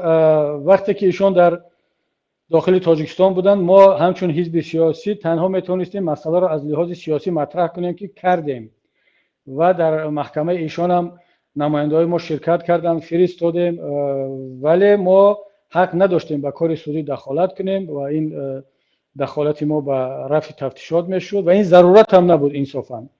یعنی هیچ ضرورتی اون وقت از طرف نه حزب دموکراتی تاجیکستان نه خود محمد روزی اسکندروف برای دخالت ما به این کار نبود. برعکس دخالت ما میتوانست پرونده او را بیشتر سیاسی کند و بر ضرر او هم انجام میشد. همون طوری که وقتی که ما میخواستیم صدا بلند کنیم برای زید سعیدوف، خود ادوکات های زید سعیدوف خانواده از ما خواهش کردند، چون فهمیدن که ما یک بیانیه صادر خواهیم کرد، خیلی با اصرار خواهش کردند که این کار بر ضرر زید خواهد شد و ما خواهش میکنیم که این کار رو نکنید. بعضی دوستان حالا ایراد میگیرن که شما در داخل کشور بوده چرا برای زید و برای دیگر زندانی های سیاسی که قبل از هجرت ما بود کاری نکردید. این یک اتهام خیلی هم به انصافانه هست. نهضت اسلامی تاجیکستان اون مقداری که میتوانست انجام داد ولی باز هم با خواهش خود اون طرف ما از فعالیت بیشتر در این سمت خودداری کردیم و حالا که دیگر این مسئله مطرح نیست، مطمئن باشد که مسئله همه زندانی های سیاسی از آن جمله برادر عزیز و گرامی محمد روزی اسکندرов در مرکز توجه ما هست. در همه ملاقات ها مطرح کردیم و شما میبینید که ما دیگر زندانی های سیاسی را به خودی و بیگانه جدا نمیکنیم. در برابر پرونده زندانیان نهضت، پرونده زید سعیدوف بزرگمهر، پرونده دیگر زندانی های سیاسی به سازمان ملل رفت و شما اخیراً دیدید که قرار کمیته حقوق بشر سازمان ملل درباره این زندانی های سیاسی صادر شد. این بدون زحمت و تلاش اپوزیسیون نبود که دیگر اونها را به خودی و بیگانه جدا نکردن. الان پرونده باز 11 نفر دیگر در بررسی هست و انشالله که چون خود ادوکات ها قبلا درباره محمد روزی هیچ تلاش نکرده بودند برای سازمان های بین المللی، اگرچه دادگاه حقوق بشر اروپایی حکم خود را درباره محمد روزی صادر کرد که او را غیر قانونی از روسیه به تاجیکستان دزدیده بردند، اما کارش تا به سازمان ملل قبلا نرفته بود که انشاءالله در آینده این تلاش ها انجام خواهند شد. و سوال شما درباره آینده تاجیکستان من الکی جواب دادم در صحبت های قبلی. انشاءالله خواهر گرامی در آینده اگر سوال های باشد حتما ما در خدمت شما هستیم. استودیو مرکزی بفرمایید. تشکر زیاد رئیس. ما میخوایم در اینجا و رئیس پیمان ملی تاجیکستان محترم محیدین کبیری عرض سپاس از نام تماشابینان برنامه پیمان تیوی و از نام گروه ایجادی پیمان تیوی رسانیم. دوستان گرامی به کانال پیمان تیوی ابونه شوید. ما هر سر چند وقت با موضوعهای که شما بررسی کردید، شما سوالهایی که پیشنهاد کردید برنامه ها رو پیاده می سازیم. شاید فرمانت برنامه های من بعد کمی تغییر خورد چون سوال جواب خیلی که شما دیده استادید خیلی طولانی شد، برنامه را خیلی طولانی کرده استاد است و شاید امین سوال های شما رئیس پیمان در آینده یک متن برای خود آماده کند در گرد یک موضوع صحبت شود و 3-4 سوال شما در گرد همون موضوع بررسی شود. این یک پیشنهاد و گروه ایجادی باز با رئیس این را رئیس بار اول این تشبس را میشنود رنگ تماشابینان. برای همین این صحبت میکنیم و صحبت های ما ادامه خواهند داشت. با کانال پیمان تیوی ابونه شوید و استودیوی ما با شما خداحافظی میکند. شاید رئیس گفتنی داشته باشند با تماشابینان. مرحمت محترم رئیس جنبست کنید. سلامت باشید دوستان گرامی در استودیو. بله من تشکر میگم از همه تماشابینانی که این ساعتها با ما بودن، صبر کردند و این حرفای پراکنده ما رو شنیدن. اما من پیشنهاد شما را هم که واقعا بار اول میشنوم قسما قبول دارم، چون که باید تلاش کنیم که در آینده فرمت کمتر بهتر باشد.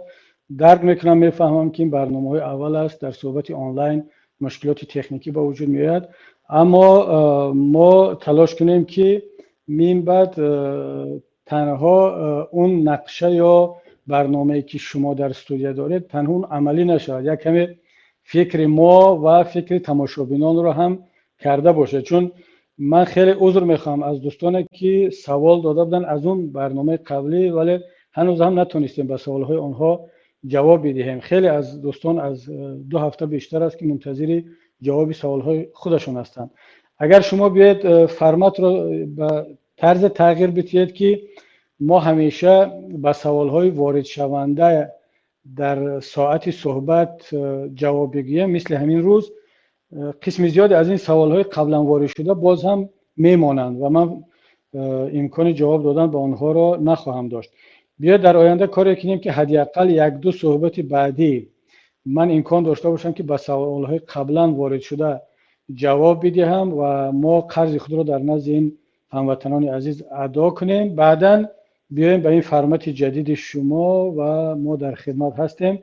یک کمی به ما هم در این فرمت آینده تان آزادی بدید که تا اینکه با مردم عزیز آزادتر صحبت کرده بتوانیم. بسیار قالب بد برای ما بین ما و مردم نسازید، چون که مردم از این صحبت‌های تلویزیونی قالبی خسته شدن. یک کمی راحت‌تر گپ‌های خودمانه با مردم زده باشیم. من بار دیگر از همتون تشکر میگم و شما را تا صحبت بعدی به خداوند یکتا میسپارم. تا صحبت بعدی، خدا نگهدار.